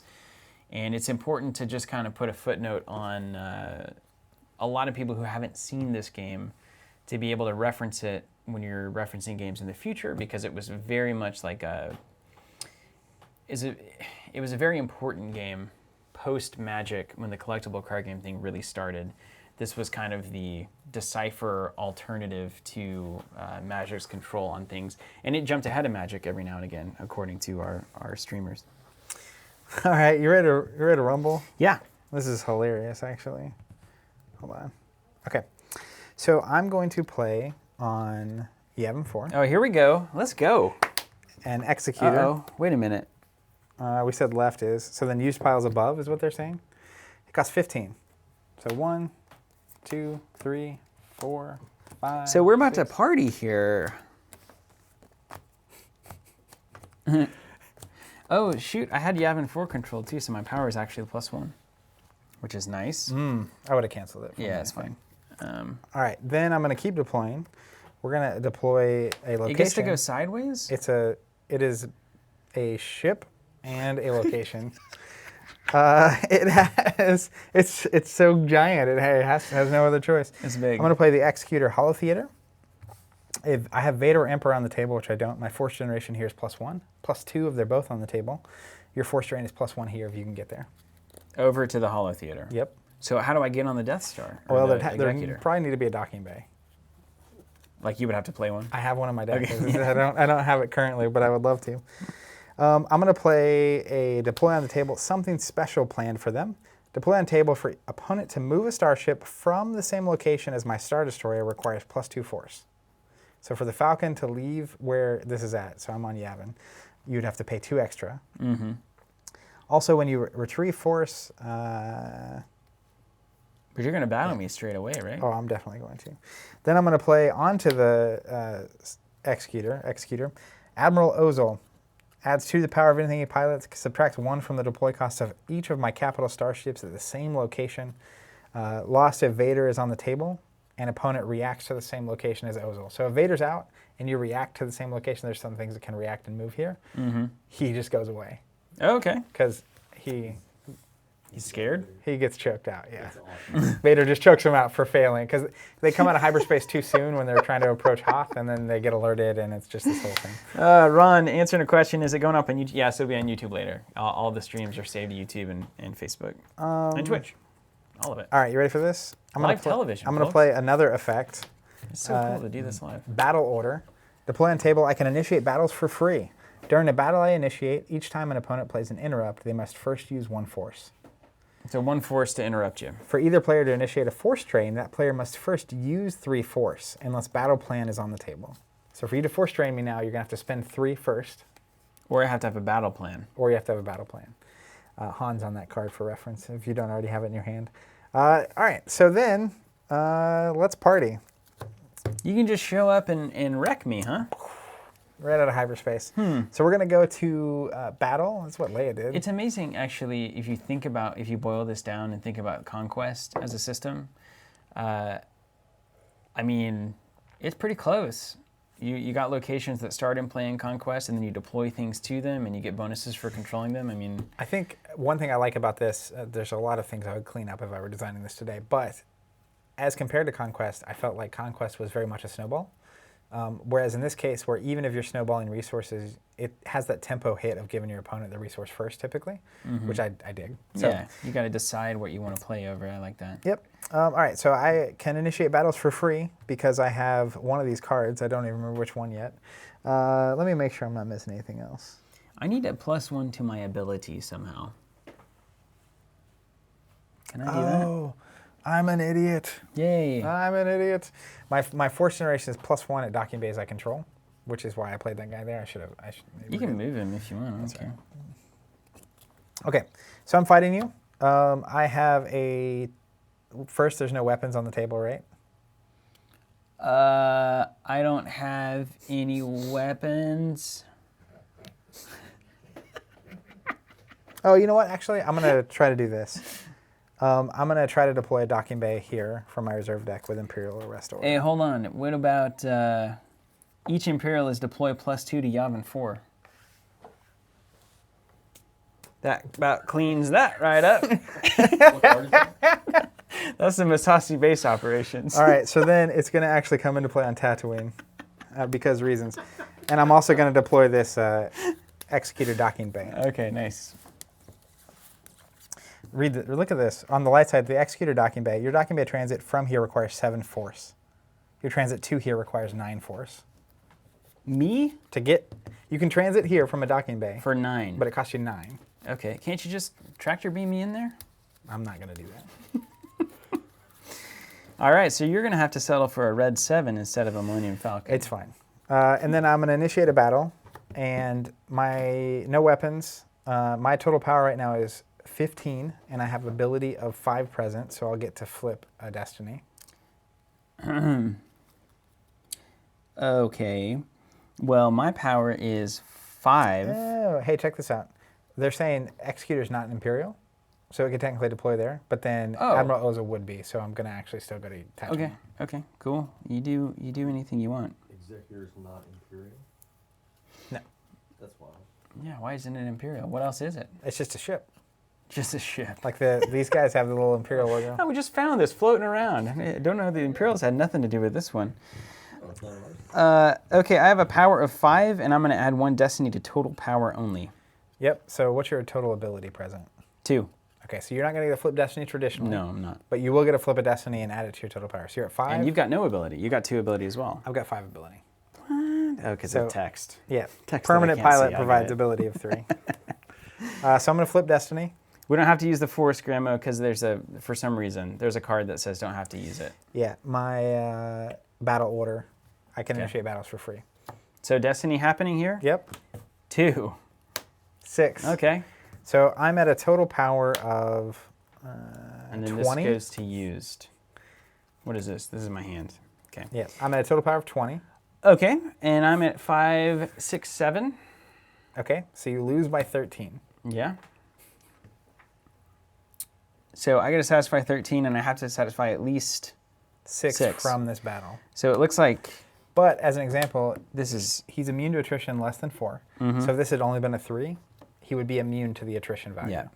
So I'm going to sack, just to show the order here, Mr. Rue for Yep. 4, and then I still haven't satisfied 6, so I've got to keep sacrificing. The only thing I have is red 7, so you got me at a +2. That's worth 4. It's got to go anyway. So now you've satisfied 8 of the battle difference. So I'm at 20 to your, what did you say you were at? My 7? So Oh, 13. I remember doing this. Oh my gosh. It's Yeah. crazy how much I remember having to constantly remember the numbers. Yeah, and because there's nothing that's like showing that total is being removed. So you were at 13 different. That's 8 of it. 13 minus So 8. You still got to satisfy 5. 5. And these go to my lost pile. I lost them. They're lost. All right, so 5 has to go. Yep. And is 1 card worth 5, or if I discard from my hand, it's... One card. Okay. One per card from hand or deck. I like all of these cards. So then you're going to go from the top rope. Sure. All right. There's One. a Tatooine station. And this gets lost. It's gone forever. Yep. Oh, so you want to have cards in your hand to know that you're Also, not. don't forget you have your graveyard here. Mm-hmm. Your Crash Site Memorial. Should I put the vehicle Place in lost there? vehicles, droids, weapons, and devices here instead of lost pile. Once during each turn, you can switch a card from your hand to here. So technically, that ship is in your junk pile. And once during turn at any point? You can switch a card from your hand to here. So the real thing is this lets you really make sure you keep the Falcon around and also Red 5, which is Luke's ship. Okay. There's 1, 2, 3. Get nervous yet? Yeah, come on, yeah.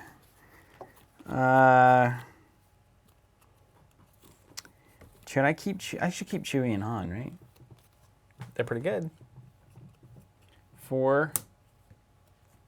Okay, and then I'm gonna discard Chewie. I like that you get down to the last card and then discard Chewie. Well, I don't want Red 5 or Luke to flip. You know? So there are 2 Lukes and 2 Red 5s for this very reason. Okay, I'll flip one. Flip one more for free. You're Another out of nowhere. Okay, done. I've satisfied your garbage. My conditions. All right, so I'm going to... I'm supposed to, I feel like, have a lot of X-Wings on the table. You don't yet, No, I don't. but we have a lot of locations out, you know. I'm going to just draw a card. Not what I wanted. So then my use pile... You don't goes- want to move over here to Yavin 4? No, not yet. I control a 2, and it's +1. No, Yeah. it's a 2. It's So it's pretty good. so you're draining me for 2 now if I Yep, don't and I go got this big contest bad that. ship over I mean, here. how am I going to possibly contest that? It's not. You need a fleet. I need a fleet. But like with 8 resources, you can get 2 piloted X-Wings out real quick. Yeah. So anyways, that's my turn. All right, over to me. Count the lightsabers. 1, 2. This only counts as 1 because of various card text. So 1, 2, 3, 4, 5, 6, 7, 8, 9. This, And one what for is yourself. this? That's extra force that you have. That went over under here. This was Oh, what yeah. happened when I revealed the Destiny card. Okay. So it goes under. So now I got a fresh turn. 1, 2, 3, 4, 5, 6, 7, 8, 9. Can't put ships on Crash Site Memorial. Okay. But I feel like it says that expressly. You may place lost vehicles. A ship is not a vehicle, contrary to what you might think from the dictionary. So lost weapons. That'll be good later, assuming you get to your trench run. Okay. And now I only have 3 cards, so I'm kind of in a tight spot here. So the first thing I want to do is a red 10 searchy effect. Now remember, you can go get a Yavin location too if you have Oh any yeah, I left. need to do that. You can look for them both at the same time, just to Okay. make this faster. All right, so I'm gonna try to find the weird guy, and then Isn't this amazing? Like I think Theron. back to the summers where we just had nothing to do, and it's like actually spending all day just figuring this out. Yeah, it's a Was little puzzle to solve. So gratifying. Also, people would do this a lot, like Yeah. where you can like see the icons, but like condense it down a little Yeah, we bit. can't really see Tatooine on camera real well. Okay, let's condense. Let's just do it. If you pull the Death Star stuff down, I'll tell you when to stop it. Towards me. Oh, actually, yeah. Let's do this. Oh yeah, that's perfect. Slide these over. So this is in 1 still. It's still in 1. Okay. But do you have a die I can borrow? That's perfect. Yeah. I usually would have a D20 or something there marking where it's at. Here we go. I actually kind of remember doing this too. Yeah. To be honest with you. It's like the little like pings of memory. Yeah, it's weird. Thank you. Makes me All uncomfortable. right, how about this? Bye, Brian. Death Star is at a 1. Okay, now what I'm going to do is deploy a Yavin 4 location, as is my right. Is it indoor or outdoor? It is the planets. It's Outdoor. outdoor. So that's this way. Okay, and does it have any special deployment conditions? May not be separated from interior Yavin 4 sites. So it has to go here. Yep. Which one is it? It is Yavin 4 Masasi headquarters. And if I control it, my attack run is +2. If I occupy it, attack run is -4. Okay, so this is how we make the attack run. I see. And Leia is at the docking bay, which we all remember. Sitting And we're at just the going to dock remember of that the bay. forever. And then we've got Theron and Red 10. Deploys for free to Ord Mantell, which I don't have. I can add a pilot, which is going to be Theron. Proton torpedoes deploy and fire free, and immune to attrition less than 4 when I have Theron on the thing. Adds 2 power when piloting Red 10, adds 1 destiny to total power only. So same exact thing. Yep. But if I'm on Ord Mantell, both of these abilities are better. Yep. He's an experienced smuggler from Ord Mantell. He piloted Red 10, longtime wingman of Garvin Dreas, in case you were curious about that one. All right, let's pay 4. Where's my deck? That's your force, right? This is my force. I think so. That's your deck. 1, There you go. 2, 3, and a 4. Okay. Here's my hand, and I'm now deploying Red 10. And I feel like I should add some juice to here. Yeah, I think you just build your little fleet, right? But if you come over here before I'm ready, You have so much to, like, this is 15 worth of it that you could fulfill. okay. And you really wouldn't lose. I would have to, I can't though, right? Move as after the attack phase. So like for the Executor to come here and do something to you, you would know it was happening. I would know it. So move happens after the attack phase. Yeah. So I can't Yeah. move and then attack you. Yeah, Unless that's I have a correct. special card. Okay, so I have to make a decision here. When targeted by a weapon, may roar. When on indoor during your deploy phase, may deploy Lumat and or Wuta for free from reserve deck.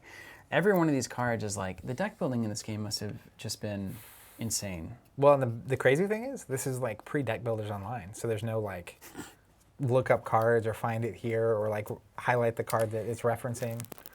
Oh, I need one more for me, because I'm me. I didn't do my extra one.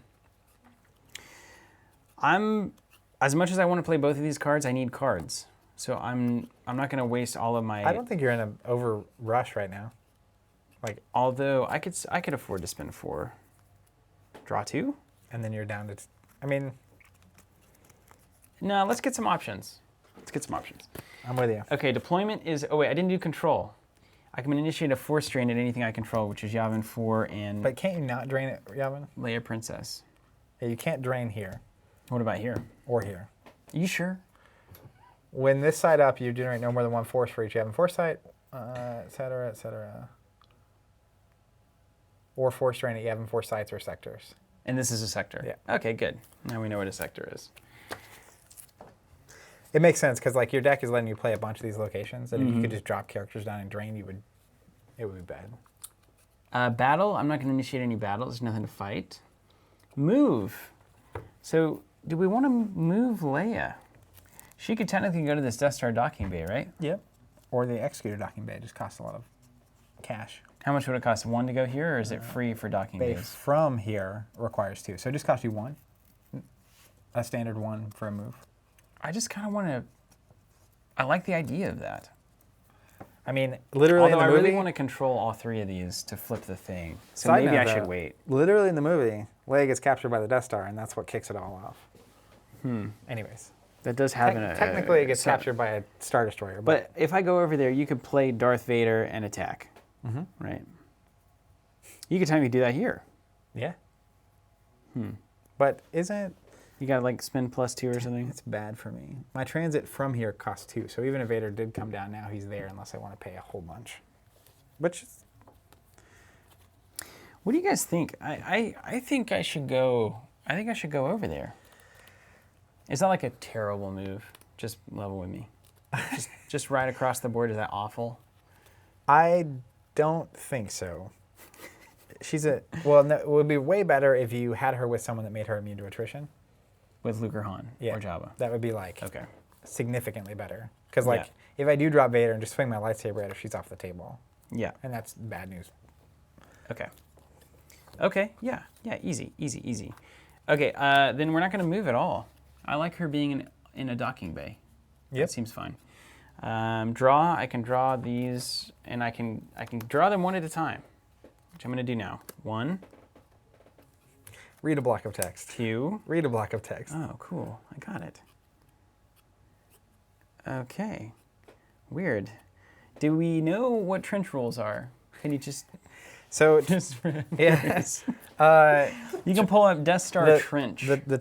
Bryce. Trench goes on this side. It's the only outside location for the Death Star, because it's obviously outside the Death Star. You can't voluntarily move into the trench. Only starships can move into the trench, like a Star Destroyer couldn't move into the trench, or a big capital ship. There's a card in your deck called Attack Run. So Attack Run lets you move up to 3 ships into the trench. Then I can react by moving up to 3 of my ships. So if you don't have any little ships out, I could... You're just on a free attack run. Oh my goodness. Strategery. Yeah. Okay, I like that one. I like that one.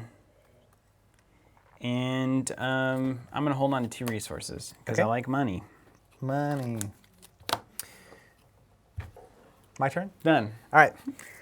This happens Let me now. go through the acrobatics. Look at of it. the It's turn. happening, though. You know, it's Yeah. happening. All right, so I have 1, 2, 3, 4, 5, 6, 7, 8, 9, 10, 11, 12, plus myself is 13. 1 just for being you.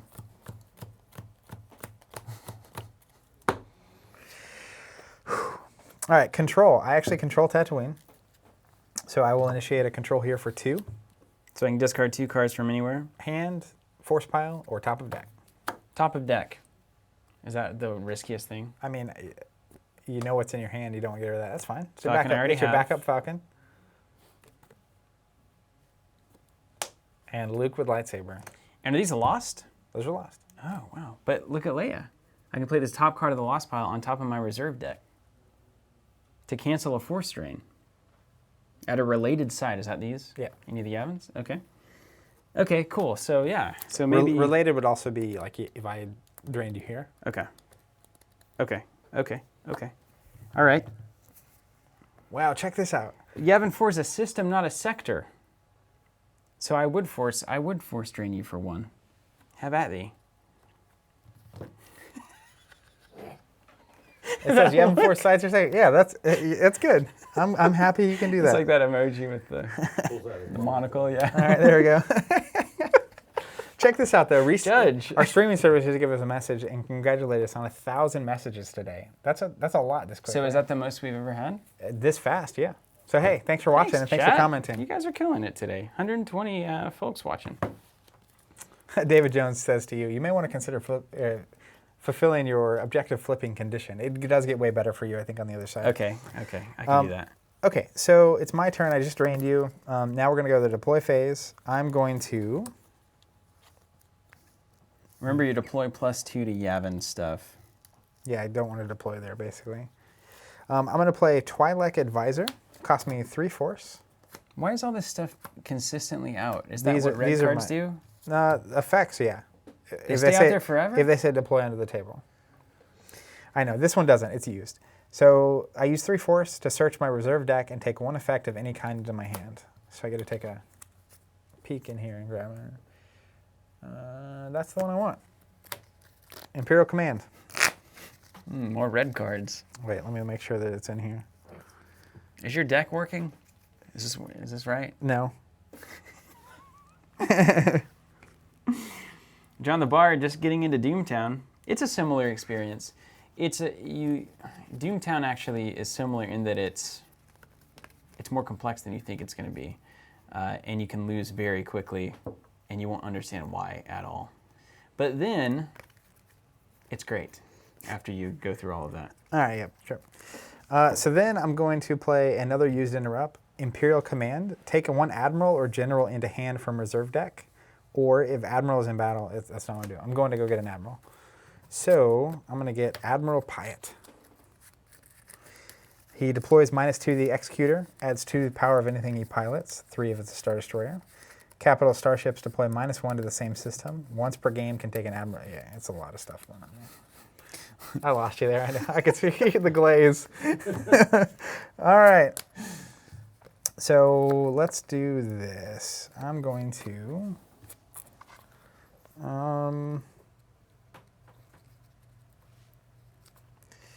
I'm going to put Pyatt on the Executor for 2. He's -2 to the Executor.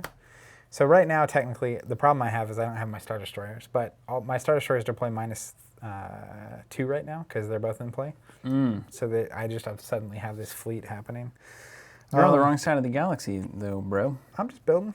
I'm just taking my time. You got the Imperial fleet parked at Tatooine? Then I'm going to hope it's in my deck. I'm going to do the thing where I show you a pilot, and I'm looking for his ship. Who is this? DS-181-3. What? He pilots Saber 3. His name is DS-181-3. Dark Side 181-3? Yep. That's going to cost me 2. You see, I would never have known that if I didn't play this game. That's right. That one scene in the movie, now I know that's DS-181-3. So he pilots Saber 3. Saber 3 has 3 power, 4 maneuver, can add a pilot, etc. Immune to attrition less than 3 while DS-181-3 is piloting, which he is. He adds 2, so there's a total of 5 power. And when he's piloting Saber 3, which he is, draw 1 battle dust and he's not able to do otherwise. And he's going to go to the Death Star. So you're going to prevent the trench run, basically. He's going to come in. Just protecting myself Yeah. here. All right, then I'm going to move. I don't want to move Mahdi. This is absolutely insane. It's the best, isn't it? So I'm actually not going to move. I'm just going to draw cards. Let's draw and hope I get good stuff. There we go. Draw one more. I drew everything. I'm going to keep drawing. Seems Well, then good. you clearly didn't draw everything. Well, I'm drawing everything that I Oh, really look want. at you. No resources to speak of. I'm going to leave one. Fool.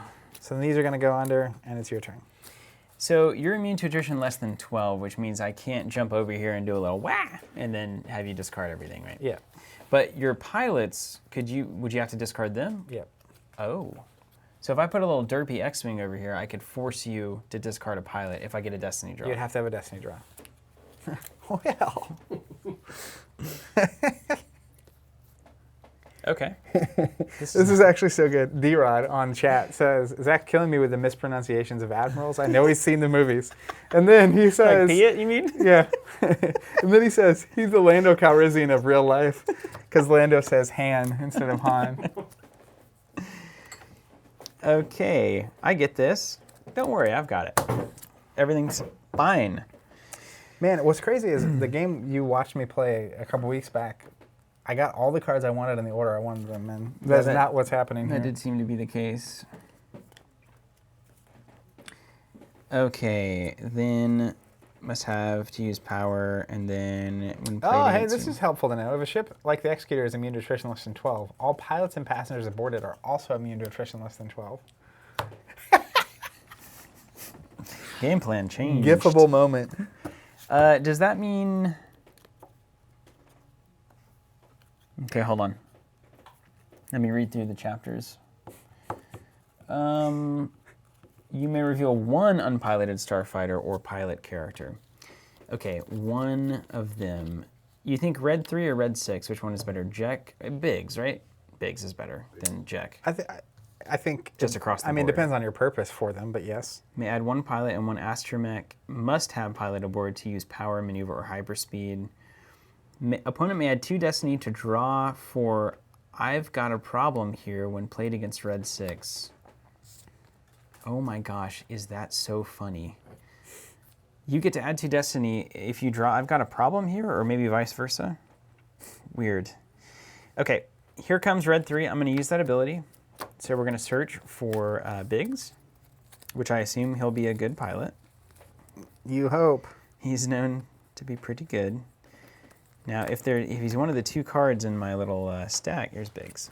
Oh, he's foil too. You must have invested in that one. That was random booster pack. Yeah. I bet that was exciting. Yeah. Same thing when I got the Death Star for the first time. Because like all the locations are super common. Oh, hold on. I need to generate money. Uh-oh. This could go poorly. Oh gosh, now I got to take a chance on this again. The rules. You got to do the whole thing. Okay, activate. I can activate. Oh, I skipped everything.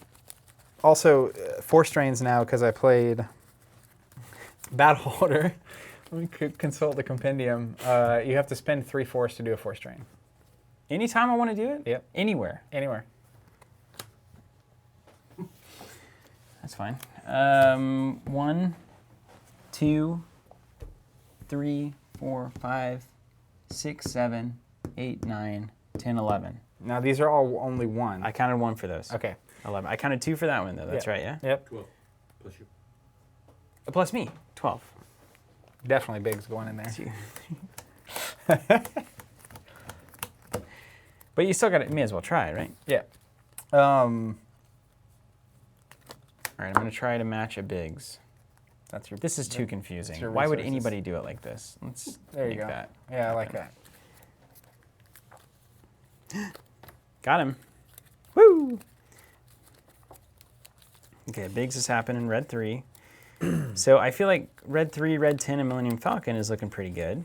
Like that's kind of what I want to do. That feels right. So like you kind of need to do 2 things at once, right? Which is you're building a fleet, here, and then you're going to build a control fleet. 3 of these. Yeah. So 1, 2, 3, 4 goes here. You can get those guys out so quickly. It's not that expensive. Boom. Now Biggs Darklighter adds 2, and when he's piloting red 3, he also adds 1 maneuver and draws 1 battle destiny, if not otherwise able, and he's ability 2, so he's not otherwise able. Let's just keep these guys here. Look at that, amazing. Proton Torpedoes deploys for free Yep, on red 10. Nice. he's ready. He's going in. Stay on target. Okay, and then I gotta see if I have enough money.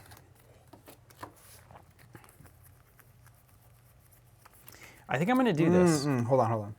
Oh my gosh. 4 strain costs 3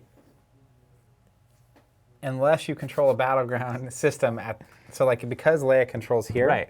Okay. It doesn't cost you Get anything. wrecked for 1 drain Yeah. there. I get it. And normally 4 strain would happen here, but various cards tell us not to do that. Okay, how about this?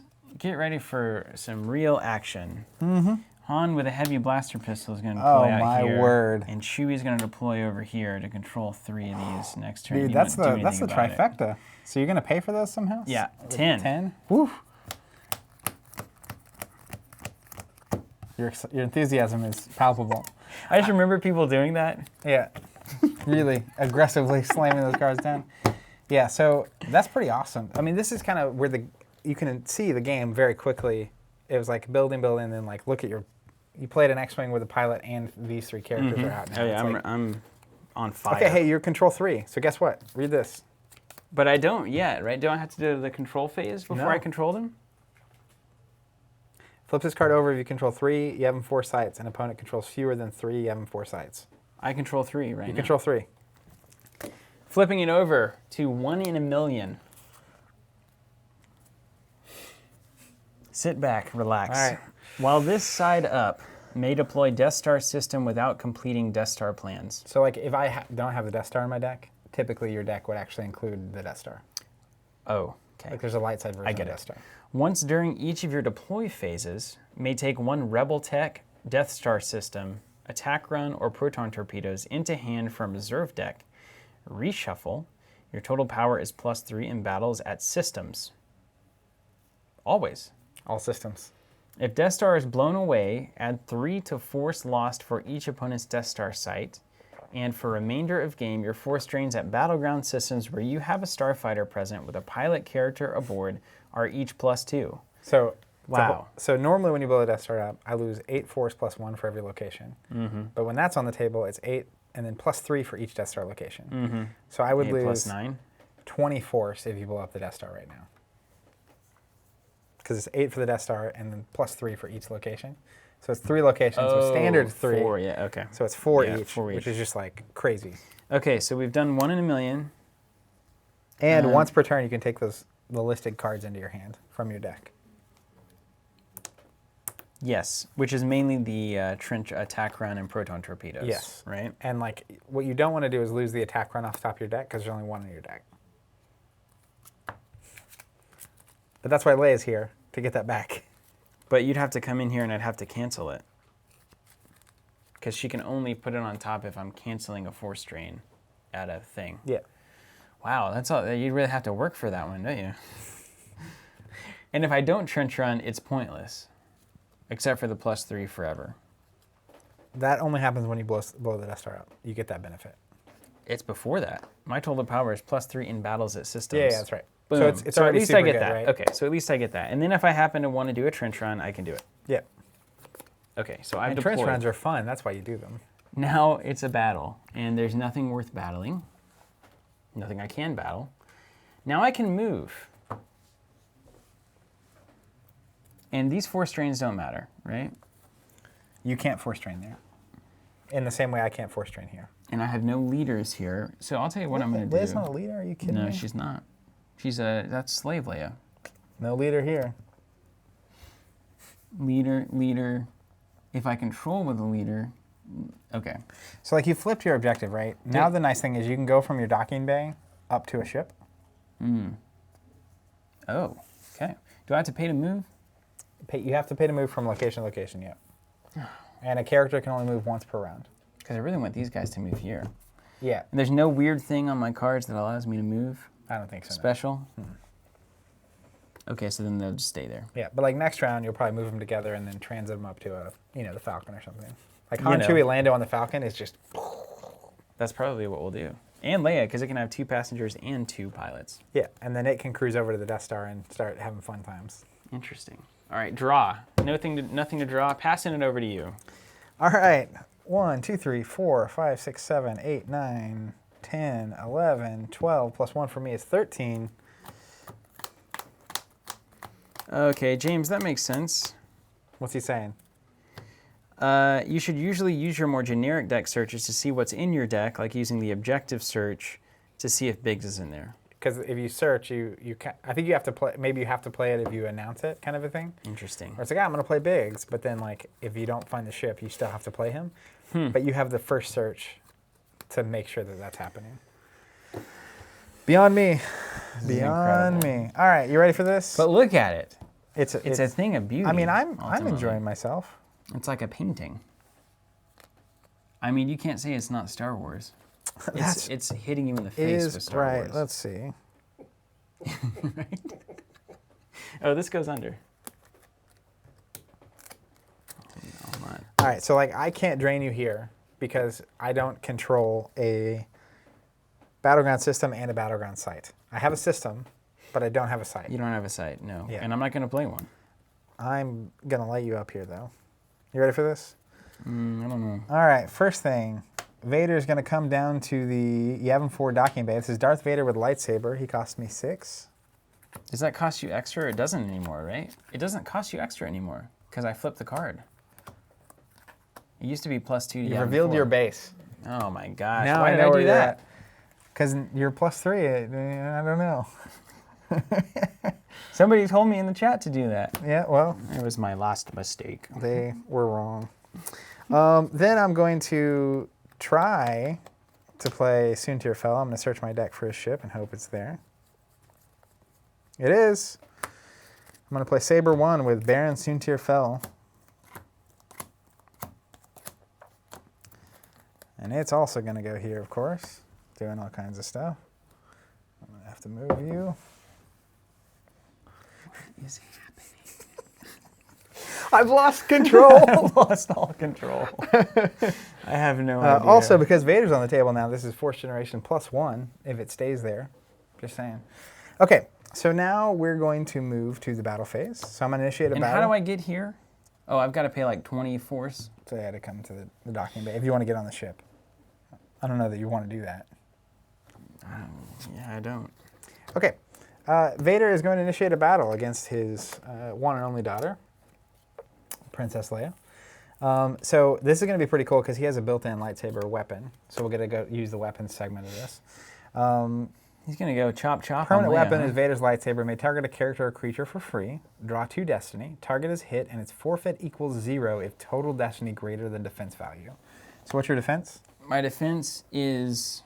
What's my defense? Oh, wait, I don't have to pay to initiate battles. They're free.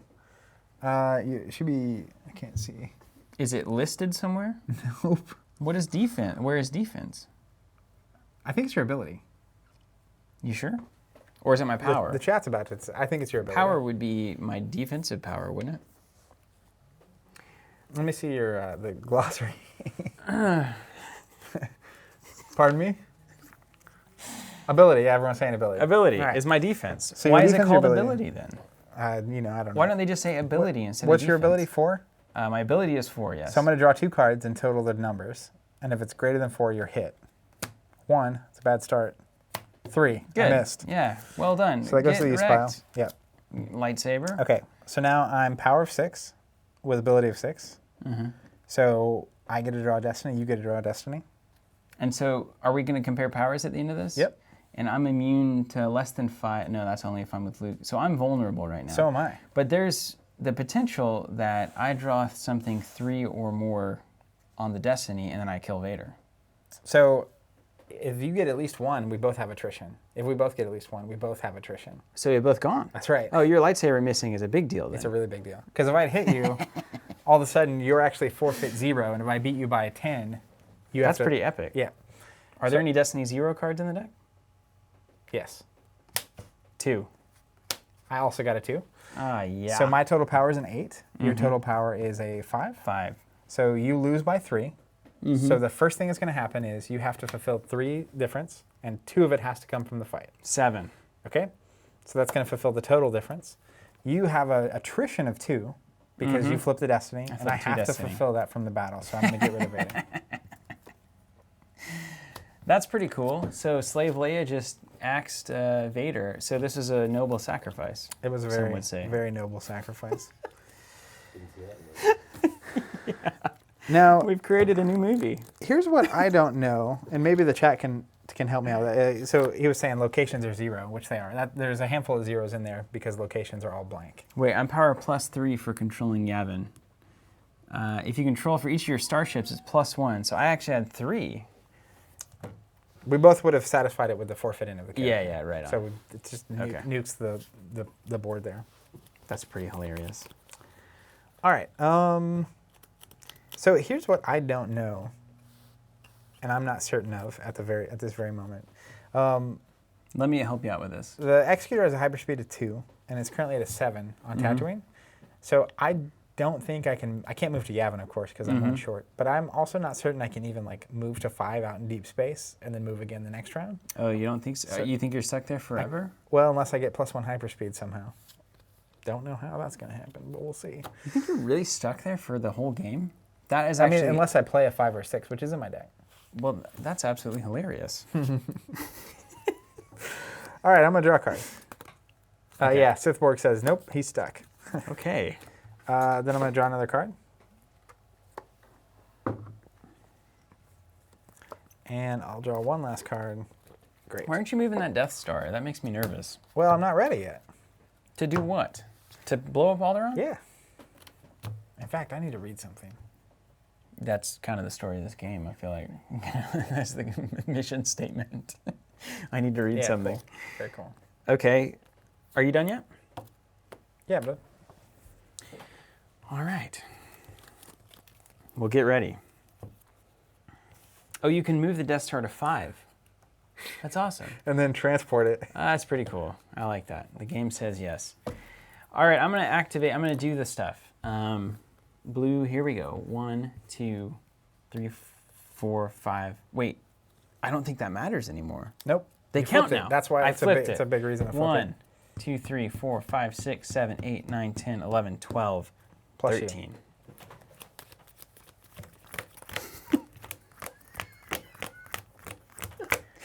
We've all seen that before. Don't act like you haven't. Okay, I'm gonna search for a Yavin 4 objective. Is that let you do that anymore? No, We flipped it. I just wanted to. You finally get Luke or Red 5? No, I've got red 6 though. Give me some porkins. All right, I'm gonna try to do the Jack. I'm gonna try to find pork.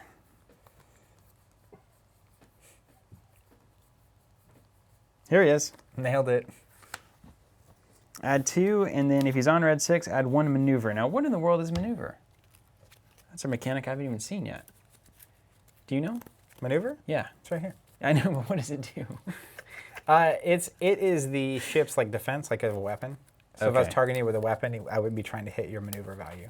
Okay, and I've got to pay 4 for this. Wait, did I force drain you? I haven't force drained you. Stop. You're gonna get drained for 1 billion because now I can actually drain on these. Oh wait, no, that's 0, and that's 0. Critical miscalculation. You can drain here. 1. Yeah. And does it cost me 3 to do that for whatever reason? It doesn't because you control battleground sites. All right, did it. Okay.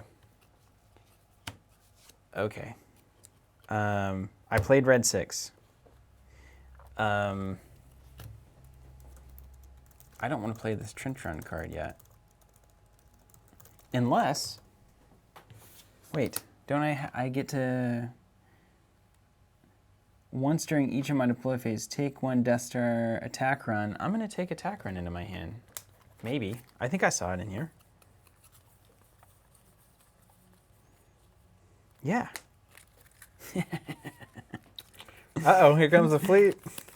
I think I'm going to just go for it and see what happens. That seems like the winner's mentality. Oh no, that's, I mean, so, okay. So then I'm going to deploy this Death Star trench here. All right, you're coming in for a trench run? I think so. You crazy man. Is there any camera that can see all of this? Any camera made? Maybe if they're at IMAX. Okay, so we're on the Death Star. Mm-hmm. Trench attack. Can you do this? Yeah, it's. Then I'm going to deploy an attack run. Deploying. Hold on. You have to be there. You need your ships to be at the Death Star, Okay, so I got to To get make there the attack first. run. Okay, Yeah. right on. which is going to cost you movements. You also want these guys probably up on the ships before you go do Yeah, that. I'll do all that during my move phase, though. Do they go up to the ships during the move phase? So they can only move once around. So They can't move they'd have to up? move to the docking bay. And then I think they would have to wait till the next So I don't round. want to play this yet because it just gives you a resource. Yeah, I think you should wait. Okay. So I'm not going to play anything because these 2 cards I want to do later. And then I go to the next phase. Battle. Nothing to battle. Move. 1 to move Han. Yep. 1 to move Chewie.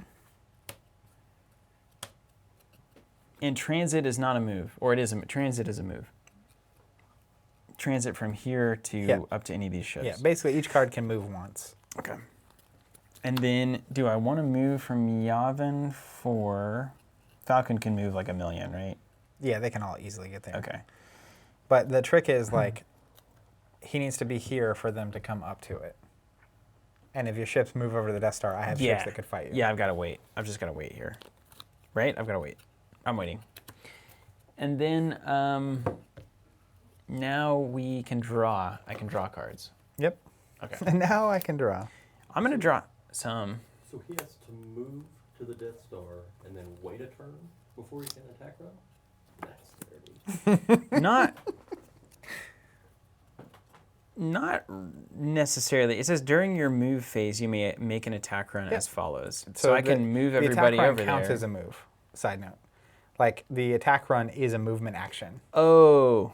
And then you start the whole attack run process. Oh, but the enter trench thing, move up to 3 of your starfighters into trench for free. Yep. Okay. So I might. It's like next round in the deploy phase, you play the trench, you pay to move. But I want the Falcon over there. Yeah. So the first thing you do is you move them up. And then Then you pay to move them over. Uh-huh. Because you're moving this card and not these cards, right? Then you play the attack run, and now you're into the trench. Oh, okay. Yeah. This is going to be just absolutely incredible. Isn't it going to be amazing? Well, just in the sense that like the timing on all of this is insane. And then you have an X minus Z plus Y equation. Identify your lead starfighter, proton torpedoes required, and wingmen, if any. Turbo laser batteries and types with weapons may now target your starfighters. Wingmen first, then lead if no wingmen remaining. Hit starfighters are You immediately can lost. pull the card up. Hold on. Pull up attack run. It's away. Draw 2 destiny. Pull up. All starfighters. Wait. I do all of this. Yeah. It's beautiful. It's a thing of beauty. Oh, the Falcon is a starfighter. I get it. Okay. Yeah. But if I could get starfighters there early. Nice. If I could put starfighters there early, then I could move 3 and I'd have maybe 4, 5, or 6 there. But only 3 can go into the trench at a time. Okay. Okay. I'm Make gonna sense? keep drawing. Yeah.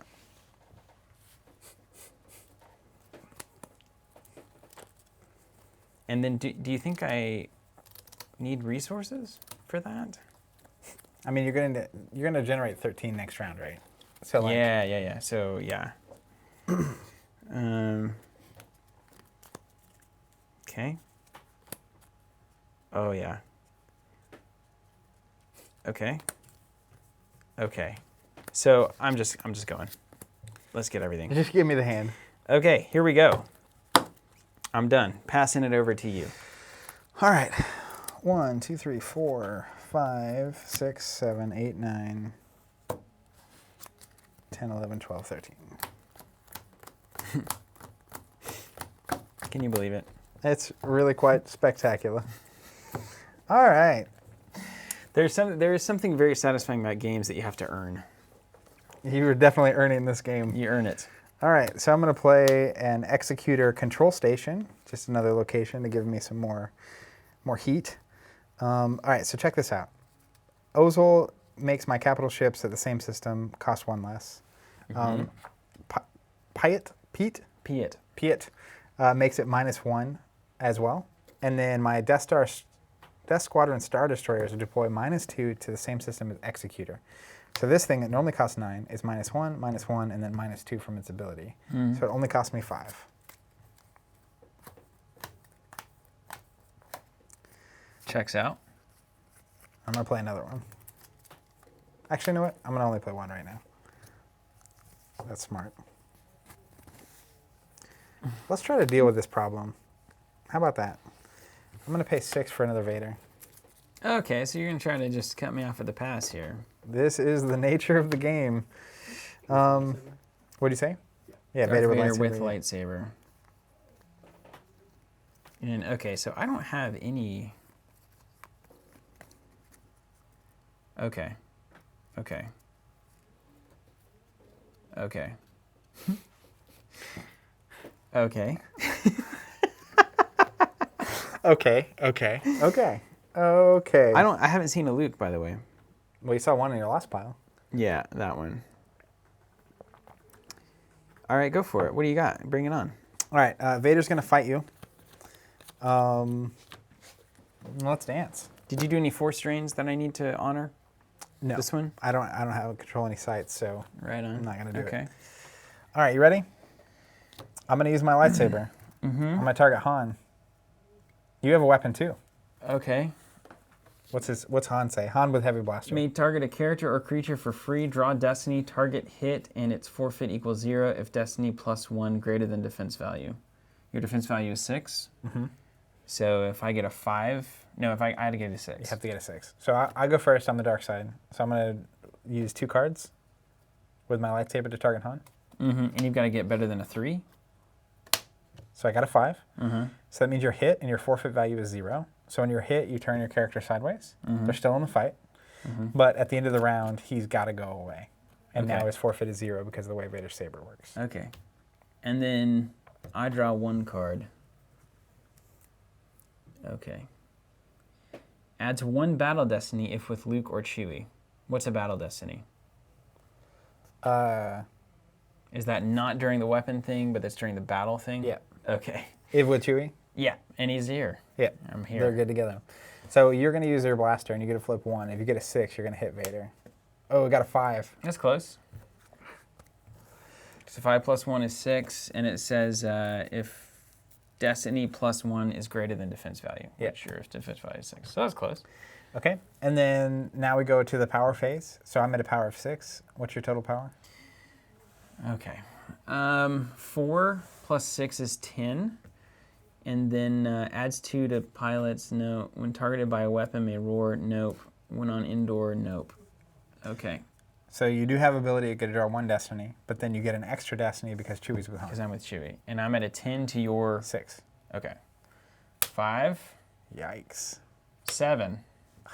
This is going to be bad.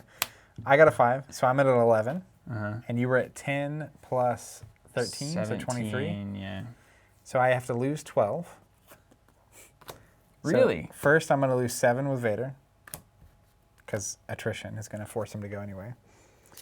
8, 9, 10, 11. Is this what winning 12. feels like? Yes.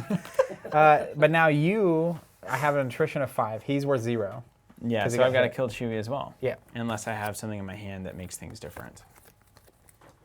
And would I have that? Are fights usually traded like that?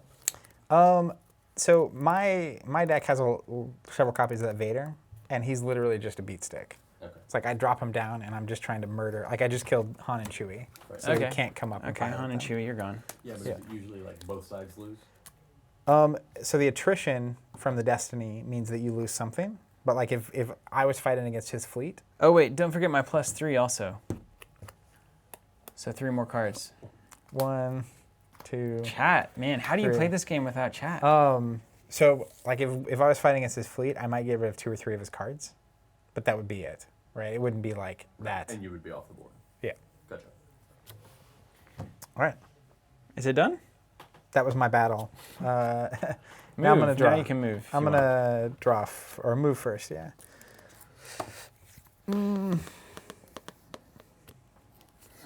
Let's move. No, I'm just gonna draw. I really need to read this attack run card, but I keep preventing it. All right, and then this is gonna go into my deck. Permanent. If this thing says R2D2 in red 5, but it doesn't say I have to attach it to red 5,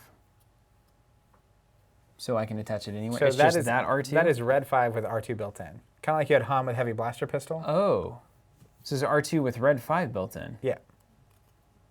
Oh my gosh. So that's Luke's ship So with it's a R2 built in. starfighter. Oh, yeah, okay. it's amazing. Yeah, okay. And See I how can it's add a blue pilot. on the edge? Yeah, That means it's a ship. but that also means that R2 can just fly it without a pilot. I don't think Astromechs can. Okay, so I need a pilot in there. Yeah. Permanent astromech is R2D2, adds 2 to power, maneuver, and hyperspeed. Luke of ability less than 5 deploys for free. Immune to attrition when Luke is piloting. Ian asking, would these be considered starter decks or more complex? These are definitely more complex. Most of the time you don't have objectives and trench runs and all that kind of stuff in the starter deck. Oh. Okay, my go?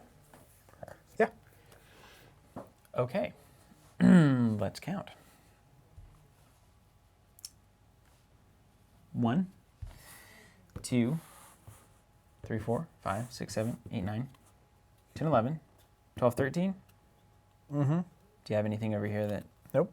13. Okay, here we go. 14. 14 for me.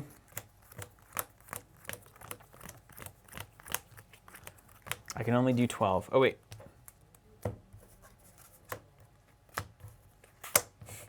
$14. So you're down to not very many cards left. They're all here. Okay, but we've got moves to make. Can I see the glossary? Let me consult the compendium. We'll learn up real quick. I'm sorry, but like if it's 2019, 2020, it's not 2020, and you say to me, can I see the glossary? It's probably not a game that I'm going to play. But and here yet, we are. here we are. And it's actually, you know what? Like I said, you have to earn it. And sometimes that's good. So like, I was looking up Life Force. Basically, your Life Force includes all cards in your reserve deck, force pile, and used pile, but does not include cards in your hand or in play. So like, that's your remaining health right now. Worth being aware of. General Solo is going to deploy onto the Millennium Falcon. Come on, I did so -2 much on work. Falcon. Adds 3 to power of anything he pilots. When with Chewie, he can use 2 force and do some things. So it's going to cost me 4. I feel like, I don't know, is that good? Anything that's -2 seems good. Yeah, it's like, okay, put that there. The value. Okay, then I could play maybe R2 without are immune to attrition. Starships without pilot characters aboard are power -2 at docking bays. +1. This is important. You don't have to activate all 14 if you don't want to. If you leave some of your reserve pilots, how you draw Destiny. Yes, I'll need that. So you just go reverse. Yep, top card. Because those, it should have, yeah, you get it. How many Destiny do I need to draw, you think? 4? Probably at least a couple. I mean, you're good. Okay, and then can I play this I'll take the leader card? Ooh, it's an Admiral's Order. What does that mean? So there can only be one in play for either of us, and it applies to everyone on the table. Okay. So what's it do? Unique starfighters without permanent pilots are immune to attrition less than 4, or add 2 if it already has immunity. Is that going to hurt me in any way? They get immune to attrition +2, but so do all of your starships. Oh, they don't have permanent pilots. Okay. So I'm just gonna slide this. I feel like I can't remember. Starships without pilot characters aboard are power -2, which we've all got pilots. Yep. At docking bays related to systems you occupy, your force drains are +1 at a docking bay. Yep. And I can actually drain you on these now, can't I? You could, but those were blanks, so that's why you weren't doing it. Right. And then I came down and nuked your Correct. Han and Chewie. And then once per turn, your starfighter just lost from a system may be relocated to a docking bay. So if you lose a starfighter from a system, you can actually put them into a docking bay. How good is that? That's good. And then I want to save this. Starship weapons are free, I think. Unless they say otherwise. Where X equals 0 to 3. Draw Destiny if Destiny Like the plus protons. X. Yeah. Deploy on your X-Wing. That's a great card. What X-Wing is it? laser cannon, X-Wing laser cannon. I feel like I should put it on Biggs. Seems good. He seems like a better pilot than anybody I have out here. Just by the books. On your X-Wings, yeah. And then we have a red 2 potentially, and I can only spend 3. Special modifications on the Falcon. Come on now. Wait, as an effect. I have to wait and play that? There's a deploy phase effect. What's it say? Use 1 force to deploy on any starship, add 2 to its armor or maneuver if Millennium Falcon also adds 2 to power and forfeit. You can pay for it and put it on there. Yeah, let's do that. Special mods. That's It's about got as Han on the tasty as card, you I can feel like. you can get. 1 force, okay. Then attack run is free. Let's go. I mean, I don't know what's happening, but All right, so you're deploying the trench something's gonna on the happen Death Star. here. I'm gonna slide this stuff over. That Executor's stuck on Tatooine. Get out of here. That was a mistake. But it's cool. So then, are you gonna move your starships from? You're gonna have to pay for each of them to move. over to I've got Death some Star. stuff I've got to do. I got all sorts of stuff. You wouldn't even believe how much stuff I've got. I mean, you got a pile of cards. Seems good. I feel like I should probably spend all my money. Well, you're gonna have to pay. How many of the? Are you moving all these over? I think so, but it's going to happen for free, most of them, with the attack run. Move up to 3 of your starfighters for free. But they move from the Death Star to the trench. The movement to get to the Death Star is still gonna cost you. Oh, I see. I get you. So the only way to get into the trench is when a trench run happens. So we need 4 to move them over there, and then they go into the trench for free. Yeah. Okay. If I want all of them over there, which and why you can only not? send 3 into the trench, though. So you may as well just pay for 3. And this one will stay controlling Yavin There you and go. drain you for 1. Okay. And it's backup in case you need to reassemble. So I've technically got 3 money to work with, which may matter.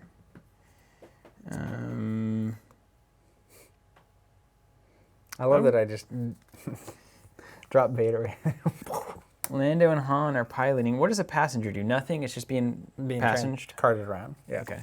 And then I've got a pilot here, and I've got a pilot here, and I've got a pilot here. There's also characters like Leia. Technically, if she was a passenger, her ability still works because she's there at that system. But like, Right. she doesn't need to be piloting it, so to speak. And I don't have enough to run my my combo here.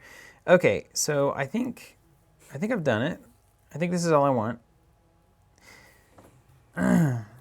This is all that I want to do. This is just insane. Why is this so insane, man? Isn't it amazing? It's crazy. How is this Like, even? when I think about the number of text boxes on the table right now. Okay, now we got some things to do. S foils. Once during each of your control phases, use a force until the beginning of my next turn. X-wings and B-wings are power +2. Oh, and hyperspeed equals 0.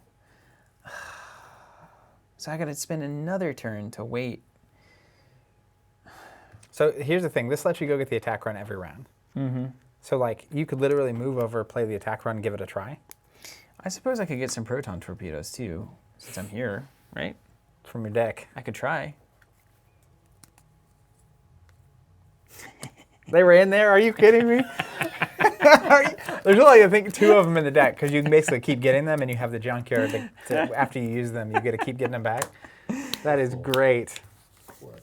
And then let's put them on... Vinny Vitty Vici Vale asking if this is a new Star Wars CCG. No, this is the one from the 1995, that is.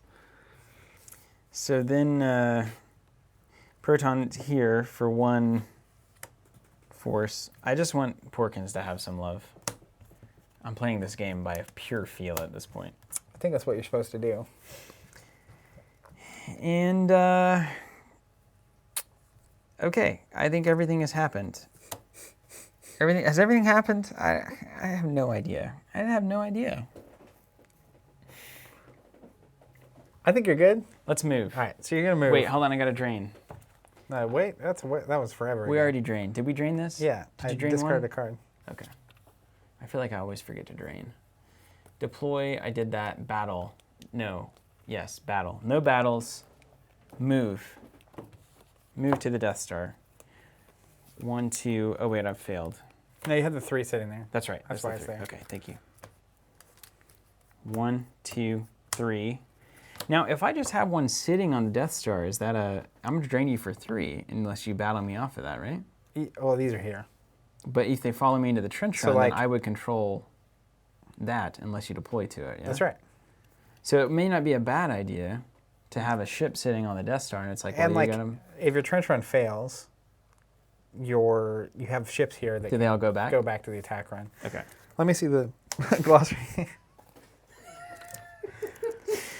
Okay, can we just zoom out of here? Here we go.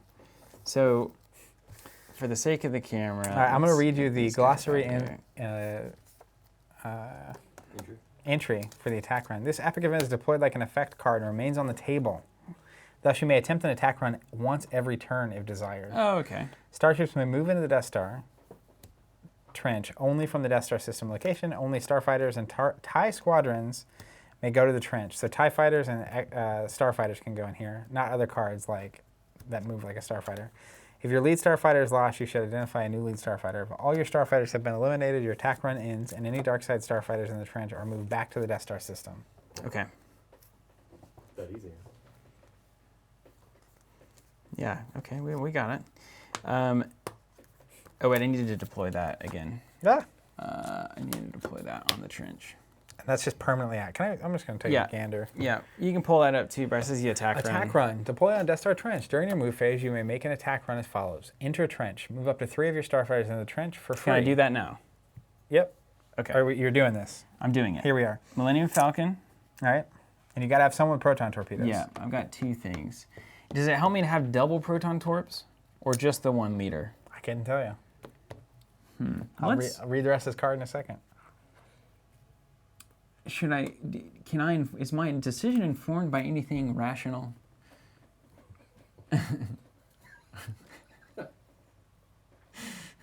Relevant question. Let's put Red 6 in there. Let's see if Porkins can be the one to seal the deal. And of course, Red 3. I don't like that you're reading. This is amazing. Quit reading so much. Using X-Force, X equals 0 to 3, draw Destiny if Destiny plus X. Okay, not a problem. All right, Red 10 is going to stay out. Okay, so move up to 3 starfighters in the trench for free. Dark side immediately may follow with up to 3 ties. So I'm going to follow with these 2. Okay. And then provide cover. Identify your lead starfighter. Proton torpedoes required.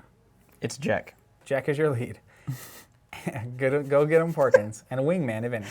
Turbo laser batteries and ties with weapons, which I have neither of those, may now target your starfighters. So if I had those on the table, they could start shooting at you. Hit starfighters are immediately lost. So if I had those and they hit you, you just get blown up, which is awesome. Wow. It's away. Draw 2 destiny, but don't do this yet. I want to explain this math to you. Okay. So you're going to draw 2 destiny and then pull up. All starfighters are going to move from here back to the Death Star. So they're going to pull up out of the trench. And then we're going to do a math equation. Total destiny, so the 2 cards you draw, plus X, where X equals the ability of lead pilot. So what's the ability of Porks? Pork? 2. Okay, so it's going to be your destiny plus X plus Y, total sights at largest rebel base.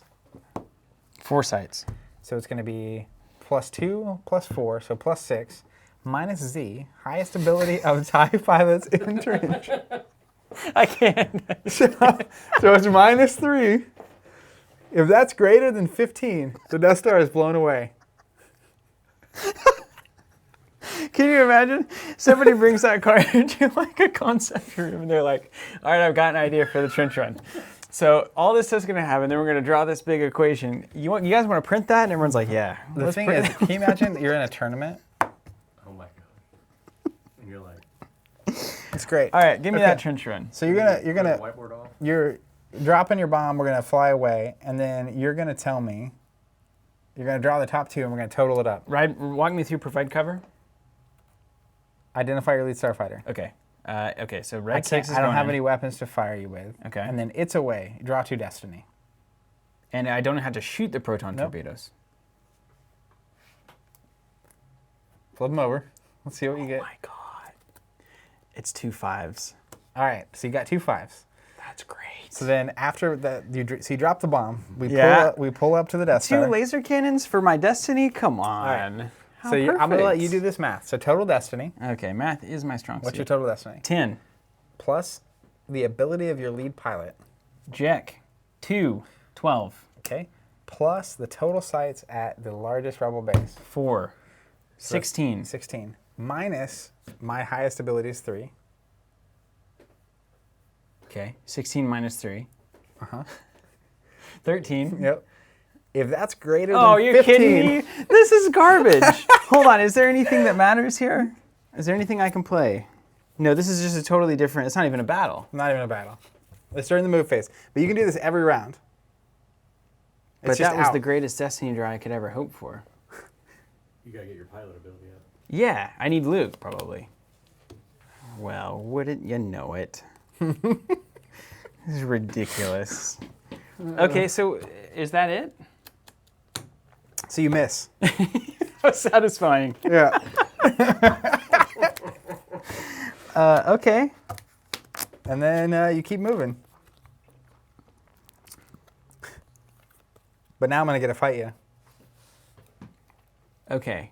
And am I now... Frankie should have picked a better pilot. So these guys go here. Mm-hmm. Because they were But Destiny. hey, remember, you have 1 card in your deck, right? This one.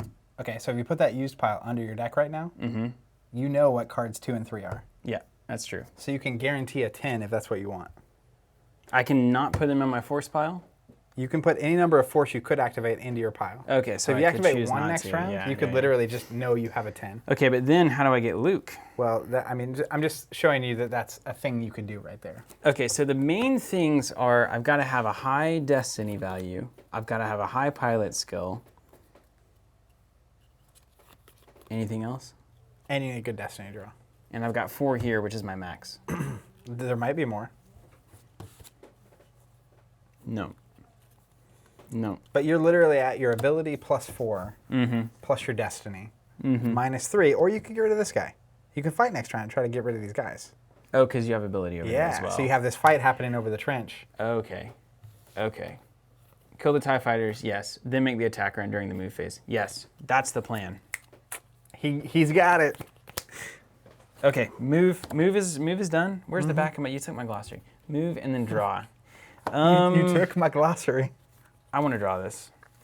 Don't I? Could be Luke. What? Otherwise, it's just a resource. I mean, there's literally. Do you not have R2 and Red 5? Yeah, it's right here. That's how you get Luke. You show me that and you play them both. Ooh, right on. Luke costs like 4 or 5 though, so you have to have a lot. I didn't know. I didn't. I got lost in the fact that it was a ship and it's got a picture of R2 on it. Yeah. So you show that and you can go get Luke. You're gonna like that card. I just saw that art. Yeah. Oh my gosh. And that's an interrupt. Okay. Yeah. I don't have any money though. Now. So that's less good. Wait, wrong. That goes on the Bottom. Yep. Wrong. But you could just move the Death Star and I gotta go with you? You come with the Death Star. Yeah. You're hanging out at the Death Star. Okay. Ideally, I would have the Executor over there. Yeah, this could be a problem. I didn't realize he was a How have 2. you I not thought he was lost a 3. already? You put the Executor over in the desert. I know. It's pretty real amazing. It's really bad. It's amazing. Power doesn't matter. Like if you initiate a battle, you're done. The power is too high. It's not good for me. Yeah. You're like, but if you initiate a battle against me, I got a problem. Yes. And then you're going to trench run me. Yes. It's very bad. You're in the. Got your hand in the pickle jar. I'm in a bad way.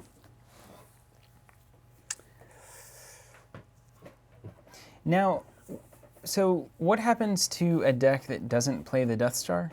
So I have to play the Death Star? there is a light side version of the Death Star that could be in your deck. So you get to this point, you drop the Death Star down. So my deck, I have to build the narrative that I'm trying to complete into my deck unless the meta is maybe full of... Yeah. In this case, I built these decks to play against each other. Yeah, because otherwise, yeah, that would be... But you just have to, put 1 or 2 cards in to Yeah. put the Death Star? Okay. Yeah. Okay. Wow. All right. Wow. It feels like Star Wars. I have a problem. Yeah, I don't think there's any way. I mean, you've got to fix this. It's like 1,000 resources doing All right, nothing. let me generate 1, 2, 3, 4. I'm no 5, Star Wars collectible card game expert, but I've played enough games to know that this is a problem. 14, 15. How is this game real? It is a problem. Can you imagine putting this next to Magic on the shelf and people being like, let's try it? I mean, I think in the 90s, people didn't know what card games were.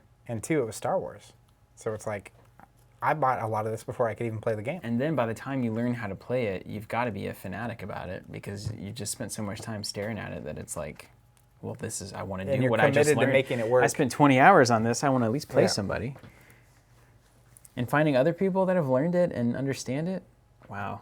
All right, here's what I'm going to do. It's not good. Where's this docking bay? Right here. My Imperials cost how many to go here? Transit from here requires 2 force. No, isn't there something that makes my Imperials cost more on Yavin? I think it was the back of this. All right, you ready for this? Yeah. It's not going to be good. I'm going to play Palpatine. Emperor Palpatine. Dude, you smuggled him off the deck. Yeah, so he generates a force, which is awesome. I'm on Yavin. But he also, once a turn, I can go search my deck for Force Lightning, which is fun. Okay. You cannot deploy to a site that you occupy. And that's basically it. He's immune to attrition, period. Wow. We would later find out why. He can't die, apparently. Just comes right back, unexplained. Can Lightside still convert the Death Star location, or is it lost? Man, I don't even know what that means. So, like, if I had a Yavin 4, I can play the dark side version on top here, and it converts it. I'm not sure how that works with the Death Star. Interesting. Then Look at what's happened. I'm going to move. So I'm going to move this to Yavin. I'm going to move the Death Star to 2. So it's now orbiting Alderaan. Side note. I'm going to draw a card. Draw a card. I need a certain card. Draw a card. Not happening. What string are you going to use until the beginning of your next turn? All right. And then I will pass to you. So I should have done this way sooner. Side note. But like now I can drain you for 5 a turn unless you play cards. Yeah. Okay. Yeah. That makes a lot of sense. I like that Palpatine's hanging on Yavin 4. It's just great. So I'm going to activate, and I can generate 1 to know that I have a 10 Destiny on top of this for the Trench Run. However, I'm going to draw Destiny during the battle at the Death Star, right? Yep. I think you just go for it. Because, like, if you can get these off the table, Mm-hmm. you're adding 3 to this value. And as you go with do you have a pilot with ability of like 3 or... If you put Luke into play as an example, I think his ability is a 4 or a 5. Mm-hmm. So that's an 8 swing. But I can't play to the Death Star, right? Right. But I'd have to move. But then he would be eligible to go in because it happens during the move phase. This thing does, right? So I could play Luke Move, here, Mm-hmm. and then move. Bring in the reinforcements. Yeah. Woo! So I got to sneak past the Death Star, or the Star Destroyer, basically. But if this is Luke, and I've also got to pay for it, and if I get more resources, it's less likely to be Luke. To me, I think you leave like 4 cards in your deck. Yeah. I'm going to have to do 2 Destiny draws for the Trench Run, though, and then how many Destiny draws happen during the normal battle? Just 1. No matter If what you have ability. 82 ability, it's still just 1. Unless you have cards that are adding I also have Destiny weapons draws. that would draw Destiny, If I you think. if you fire them. Okay. And I'm going to, like, overwhelm you in a significant degree. I mean, your power is what? Yeah, I would have to read so much text right now to tell you what my power is. I know that I've read a lot of things that add power. What are you at? Maybe is the better question. I'm at 12. Okay. And you're at 3, 6, 9, 12 without any And pilots. 2, 2, 2, 2. So that's another 8. So 20. And then I could deploy this, which I won't. Don't you have a second pilot here? Yeah. When in battle, okay. Force, cancel one opponent's battle destiny. Okay. Adds 3 power here. Yeah, so you're at 23. Yeah, right. So you're And at do you have 23 any to my weapons that 13. can wipe me No. from nowhere? No. Okay. So you're literally 10 ahead of me before we draw Destiny. Okay. And anything without a pilot is -2, which of course won't happen. So Barry says, this conversation is exactly how I remember this game. yes, I completely agree with that. I completely agree with that. Dan saying, spend 3 force to shoot fell if you can. Yeah, like if you can shoot and destroy a ship, it's going to be... Okay. But even I think you will beat me and make me clear off all these so they can't go into here. Yeah, because you're 5, 9. But if I want to search for Luke, Luke's in here somewhere. And the more resources I generate, the less likely I find Luke. That's true. But you have to be able to play them. Yeah. How much? Do you know how much Luke costs to play? Can I see your deck? And he's got to have proton torpedoes. Can you pull Luke up on the screen? Luke Skywalker? He does have to have proton torpedoes. yeah. Oh my gosh, this is impossible. Bryce is like, I love this game. This is the odds. There he is. The odds of this working are appropriate. No, here's what you could do, though. If you drew Luke, you could play him onto an X-Wing. Can you replace a pilot? I don't know. You have ship docking capability, though, so one of your pilots could become a passenger for a move. And then Luke could hop into a ship. You're sure about that? I don't know. I can't even find Luke, potentially. You don't need Luke. You just need to get rid of these TIE fighters. And then let Jack be the hero today. But I'm still going to run into the problem where my Destiny draw is not going to be 10. Like, look at all of But- my cards. If you get rid of this, It's only plus what's 3. your pilot? What's his ability? It's 2? all 2. Yeah. It's all So 2s. 4, 5, 6, and you need 9 on your Destiny. Yeah. And, what are the odds? I mean, I haven't No, seen... make it 10. You need 10, actually. Here's 6, there's a 2, there's a 4. There's just no way. Yeah, Dan Price says ship docking works. It does. But in order to get Luke, I have to play him onto this R2-D2 in red So 5. how much does he cost? 4, And Luke cost how many? 5? 5. Is that right? 9? I just looked at the screen. I'm laughing at you. I don't know what I'm supposed to do. I'm frozen. Hand me your deck. I'm frozen with absolute terror. I could also just control the Death Star and drain you for a bunch. Luke costs 5. You need 9 resources. Where was he? I don't know. Hold on. There may be some other. Let's think harder about this situation. All right, I'm hanging out. Because I could also drop. Zev says, just blow those ties away and make the run uncontested. There's no way I get the Destiny draw for that. You have, dude. Just keep doing it forever and keep trying? Have you seen the other R2 in Red 5? No. It's a 7. Okay, so that's possible. That's in there. You have a lot of 5s and 6s. Your other X-Wing cannons are 5s, I think. And I can do my S-foils to get power +2. I mean, you could just bury me with this fight. Yeah. But the Death Star blowing up is way cooler. Yeah, okay, let's at least kill your ships. Do you want to activate any force? I think so. I think so. What do I need to pay for? You have to pay to fight. That's one good thing to pay for. And then I can pay to S-foil it if I just want to go +2 to everything, which is a lot. And then I don't need money for anything else. I think you activate... I mean, I don't know. Because you know you've got a 10 on the top of your deck, right? Yes. 2 5s.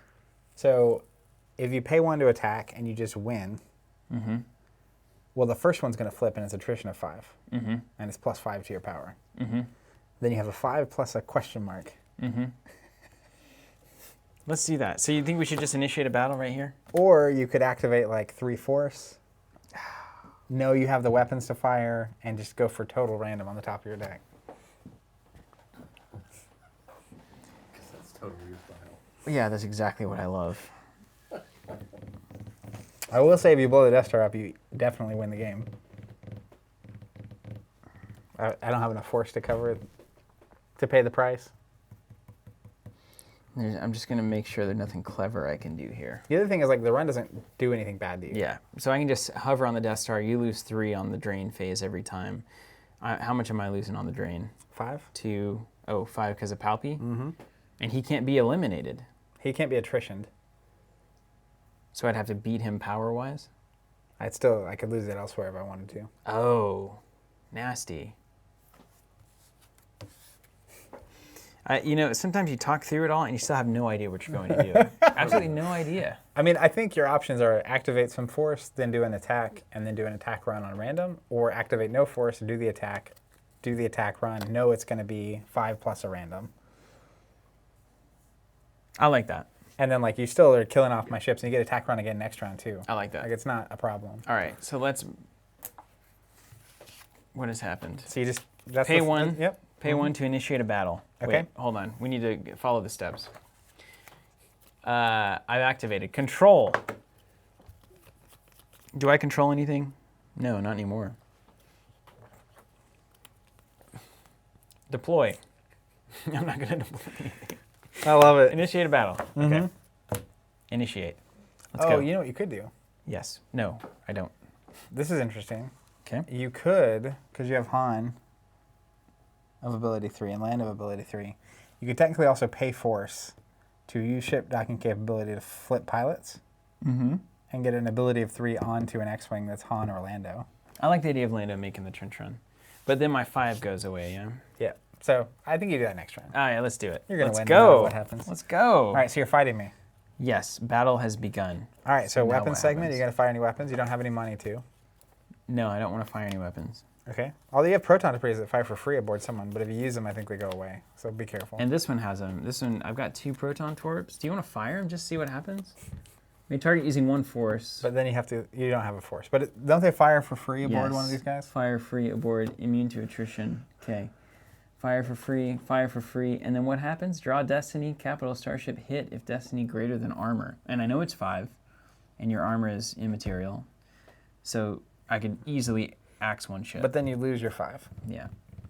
Don't even fire a weapon. Let's just do this. Let's go. All right, so we each draw a Destiny. 5. 1.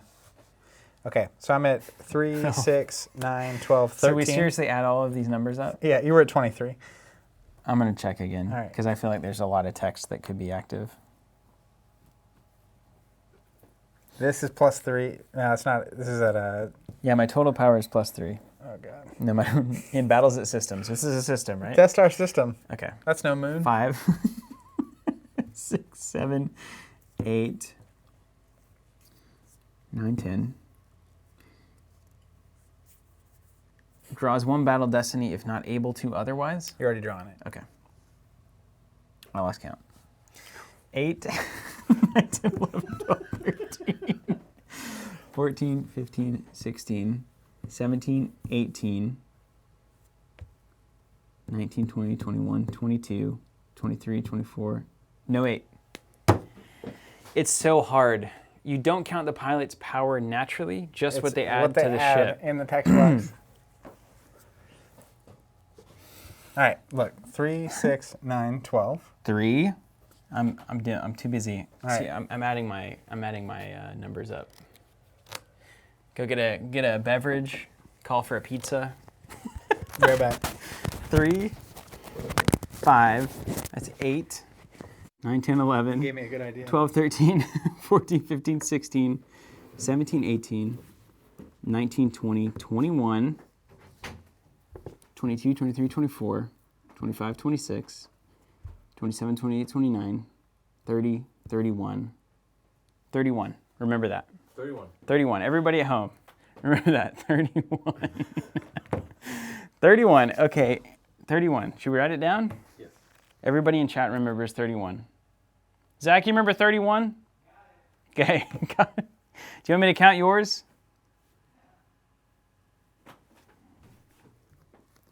Three. 4, 5, 6.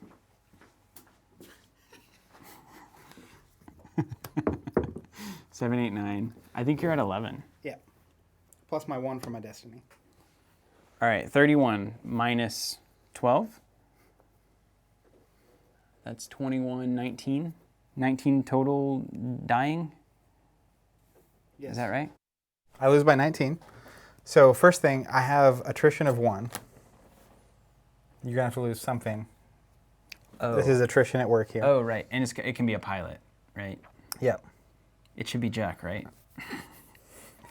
Poor Then he Porkins. can't go into the fight for you. Yeah, it's true. Okay, this guy can lose. See ya, Thuron. Well, he's got the proton torps too. Is it gonna have to be like Han or Lando?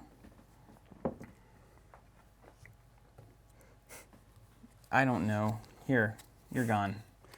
He's Well, gone. now we can hop in here and have the torps. Okay, yeah. Okay, You did me a favor. but you have to pay to move. So you can't do that this round. Yeah. Okay, so attrition 1, then you have attrition 5, but I'm going to forfeit 5, 9, 10, 11, 12, 13, 14. And I was short by 19, so I lose 5. Mhm. Let's lose 1, 2, 3, 4, and 1 from top, 5. Yeah, this is live. Gallium. Because of your orders, all pilots on named ships are immune to attrition.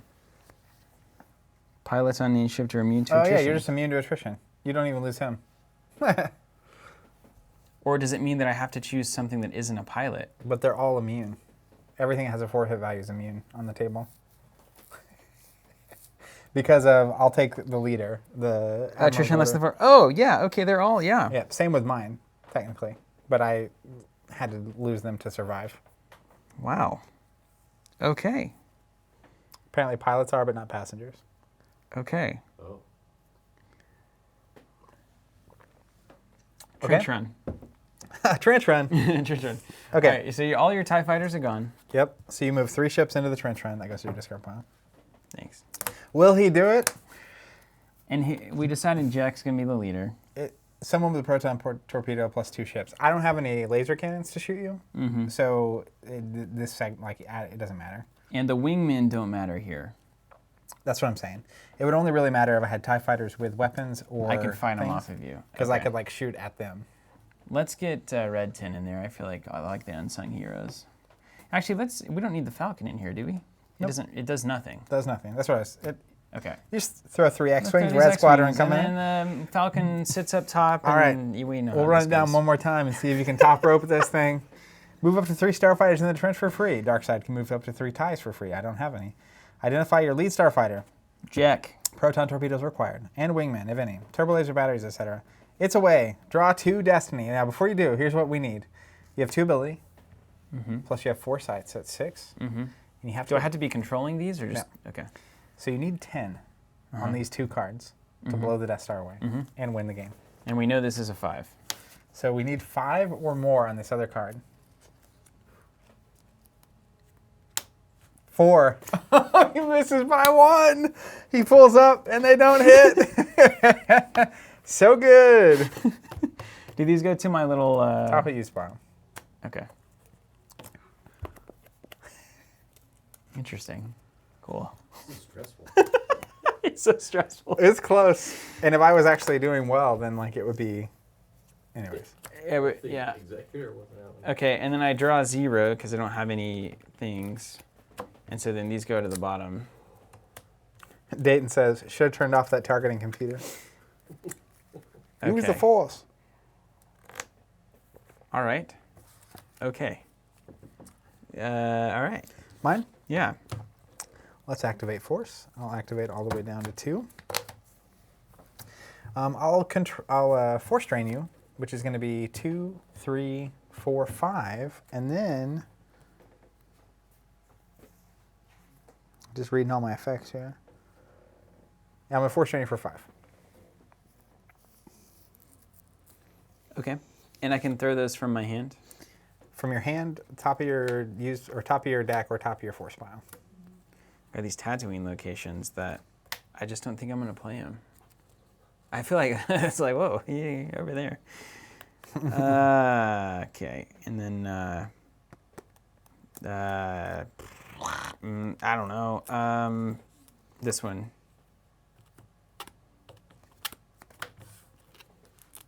Barrier. Barry. That's why Porkins never got a lightsaber. I agree. All right, mine. Keep trying, Jack. I'm going to deploy Janus Grijatis. Deploys -3 to Emperor's Sight. When with Emperor at a battleground site, which he is, adds 1 to my force drains here. Once per turn, can use a force to put a card from my hand on the bottom of my used pile and draw the top card of my reserve deck. So you've got a good winning shot here. If you just sit here and drain me like 2 turns. That is the goal. So then I'm going to draw a card. Draw a card. Draw a card. None of these are the cards I need. Can things move from here to the docking bay? Yeah. Can I drop things off That's here? right. I'm going to start creeping. Come and get it. And just start controlling everything in there. And then I will... I got to keep drawing. Weird. I'll pass. I just don't. Okay. Over to Steven. Mm-hmm. Money coming at me. Joe asking what game is this? This is the Star Wars CCG from 1995. I'm Taking a trip down memory lane. This is so painful. Activate. How many force? I don't know. So I have this no would idea. be a decent time to actually activate the 9 force to get Luke out. To try to get Luke. Let's try it. Now what I could also do is I could just start dropping. I mean, how many cards do I have to drain? Oh my gosh. 1, 2, 3, 4, 5, 6, 10, 14. 14 cards? Yep. And I can only move 1 at a time. And you have to control a battleground system and a battleground site to force drain me. Okay. So then I play this here.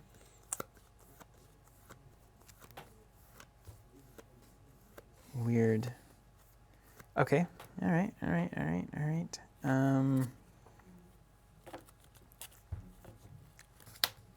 So you're going to reveal R2 In red 5, ARTOO. and using red my 5. card, I'm going to try to search for Luke.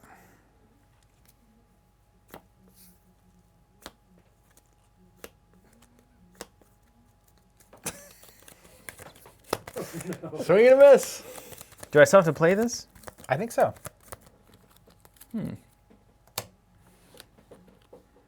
4?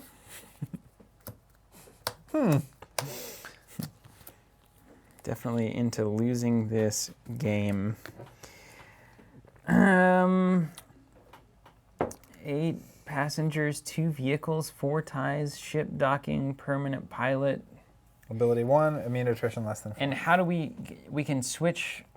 Wait, I searched this. Hold on. Let me see what my possible. Oh my gosh, actually. have a pretty good shot at this. Your Destiny drone? Yeah. That's what, being able to search and look is actually pretty powerful. Yeah. 3 tries in the movie. Yeah, that's right. Right. So basically, obviously an attack run's not going to cost you anything. Mm-hmm. You know, what if I just try to mess this guy up? So you don't have any ability here, so you can't fight unless you have ability. Oh, you have to have ability to fight. Okay. Yeah. That makes a lot of sense. Okay, so I'm kind of at a point where I can't do anything. So I can't deploy anything from my hand that matters. Wedge is not in the... Wedge isn't in here, right? No, Wedge is not in here. Okay. Matching pilot search, Rogue Jedi is this thing over here, squadron assignments. Okay. Good luck, deck. Oh my gosh. Control. You don't. Death Star. Oh, you could drain me the Death Star. Drain I you for guess? 3, yes, of course. All right. Does Let's it have go. any special attacks where like Yeah. I get to drain you harder? No, I don't think so. All right, then we go to the battle. There's nothing to battle, right? I'm not going to drop anything in here. Oh, and then I go to the move thing where, now how do I dock things and move them around? So you can basically pay a force to move a character because it has ship docking from one of your ships to the Falcon. Mm-hmm. And you can also pay to move one of your characters from the Falcon to one of your ships. All right, you're demoted, Jack. So he's going to be a passenger over there for right now. And And you can Lando's pay 1 coming to in. move Lando over. The hero of the rebellion. Smoothest man in the galaxy. All right. Now, someone else was recommending, and this is a decent idea, you can move the Falcon back to Yavin and then do the attack run with the 3 that are left. And basically, you're setting up to be able to take care of the Star Destroyer to stop me from, I like that. from just controlling you out. Seems like that's reasonable. So Jack, Han, and a squad modifications. Special modifications. Special modifications are coming over here. And, It's just hanging out for right now. you already know what it is. Trench run. All right. Red 6, Lando is the lead. Now I will reveal to you the following. I have a 5-4-5-2. So you need both 5s. Both 5s or 5-4 because now I'm at +1 for Lando. 5-4. So you just need to not So hit if the I 2. don't see the 2, so 50% chance I think is probably how those odds work. There are 4 cards, one of them is bad, I reveal 2. Well, That's not 50%. The first card is 1 in 4. Yeah, the second So card is 1 in 30. 75% chance, and then times 0.75 66. times 0.6. So it's like a 42%. 43% chance. Yeah, 43%. Yikes. That's pretty good to win the game. It's not bad. I'll take that shot all day long. I'm not even close to winning, just so we're aware. I don't have a lot of cards left. You're going to drain me for like... Well, I don't control 7. this anymore. All right. So I'm going to drain for 2, 4. All right, the leader is Red 6 with Lando. The target is the Death Star. That's right. The proton torpedoes are on. We're at 4, 5, 6, 7. You need a total of 9 on 2 cards. The first one is a 4, so you need a 5. God. You need a 5. The 2 out of 3 cards. Stay on target. Stay on target. Gets the 5, and the Death Star is out of here. So the Death Star gets explodicated, which means all these sites go away. I lose 8 force from the Death Star going, and then I lose 4 force for every site, and there's now 4. So I lose trench run counts. 16 plus 8, 24, which is way more force than I have remaining. I see. I get blown away, and you hit the 1 in a million. How does anyone do that if the Executor is in play? Like, I mean, you still get to make the trench run, right? So, like, if the Executor was here at the Death Star, it just means I can fight you. yeah, And so there's this big fight going on at the Death Star. yeah. And then every round you're in the movement phase, going 2 or 3 starfighters in. So as long as I have stuff there, it hasn't all gotten destroyed, I can move in. And I'm trying to put down like TIE fighters and weapons. That and makes sense because I've got this organized attack. Everything gets +1 and everything's immune to attrition. So I can stay in the fight and freak out. so the organized attack is awesome Yeah. because you get to make an attack and just like you're immune to this attrition, and then like if I get like a big attrition value, you still don't lose anything. That's crazy. We need to talk about this. So I haven't played a game that I haven't felt like this after a game in a long time. When's the last time? Do you feel like you have achieved something just by completing it? You know what I mean? That's how I feel when I get done. Yeah, it's like 100%. And I think the real joy of this game, honestly, is like, I think we told a story. yeah, It definitely feels, I mean, like, not even an intangible story. It's like, I could probably write this it's granular. in a book. It's literally like you were building up your rebel base here. Palpatine showed up on the docking bay. You tricked me to come out to Tatooine and get stuck. You can imagine the scene where it's like, Jack, we're pulling you. Lando's coming in. And he like has to land real quick. And he jumps out. And Lando jumps in, wishes him good luck. Gets on the starfighter. Lucky dice. I didn't think you could blow me up at all. So I didn't really have that good of a defense. And then you just...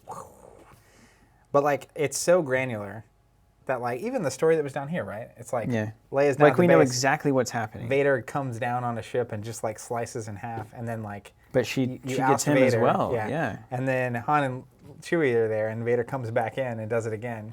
And then Han actually comes back on the ship. So like, it's just very going on. But like, you can imagine, like one of the downsides in a tournament setting is, if you're playing 1 in a million, you would also have to include the Death Star, because I might not run the Death Star.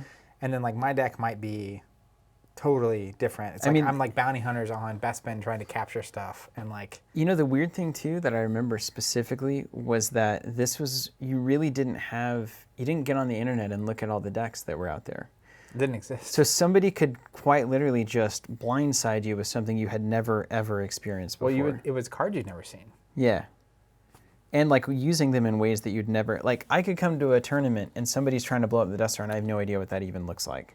Absolutely no idea. I don't even know what the trench run card exists, that attack run card. In a lot of ways, I hate, I was talking to Philip, our friend Philip, who I play Arkham with, and he said that he gave us essentially some feedback on the podcast about presentism, which is judging the past based on your present perspective rather than the perspective you had in the past.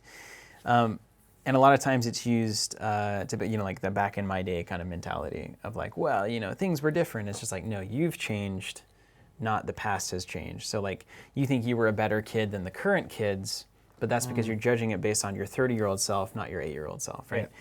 So that's important. But is there, and I think maybe this is kind of what Keyforge is trying to do, there's something magical about the collectible format before all the cards were known to everybody who wanted to take 5 seconds to look them up and start to sit there and build the perfect deck. And before you could just buy any card you want on the internet. Yeah. And so I think that that's why Limited has a big appeal, is that, you open packs and you know what's possible, but you don't know what the person might be using. Whereas a game like Keyforge is kind of trying to do that, where every deck is going to be a new experience, but then you can see all of the cards in a set by day one. Well, and that's what, Richard Garfield, when they announced Keyforge, was talking about how when they initially designed Magic, the intent was never, you knew what all the cards were. It's like when you ran into the, mystical Black Dragon, it might be the first time you've ever seen it. Is in play. And I think there's like it's very appealing to me to run into cards I've never seen, right? And 100%. The first time I see a ship is when it's hitting the table, and it's like, oh, I didn't know that the Imperials had that technology or whatever. And do you remember in the Star Wars TCG, especially, we would go to Tulsa and we knew certain players had certain cards. And it was like, oh no, they've got the Death Star deck. I don't know what to do about that. Even our like local Chelsea, Oklahoma meta, it's like, oh, no one has enough Death Stars to play that deck. And then, or the droid deck. That was actually a really popular one, where it was like, all of a sudden it clicked, and it was just like, oh no, how do we beat his deck? Because he's got this thing in it. And we're seeing cards all the time that you'd never seen.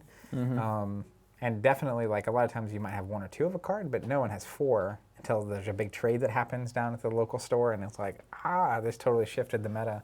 But like this, the game was gone when I was buying it. And it was like, you go to Vintage Stock and they have 99-cent booster packs of whatever set they had left. That's what you're working with. Wild West entirely. And then I got the glossary and I was looking up, and you can read about cards in there that, it's like, I didn't know that existed. Wow. Weird. So it's just massive exploration. Well, hey, thanks everybody for watching. Let's answer a few questions if you guys have any questions about this. This, is just something we wanted to do, and we kind of want to keep doing stuff like this because we're more interested in having a good time than making money. So, just Let's just play games that we can not benefit from whatsoever financially over and over.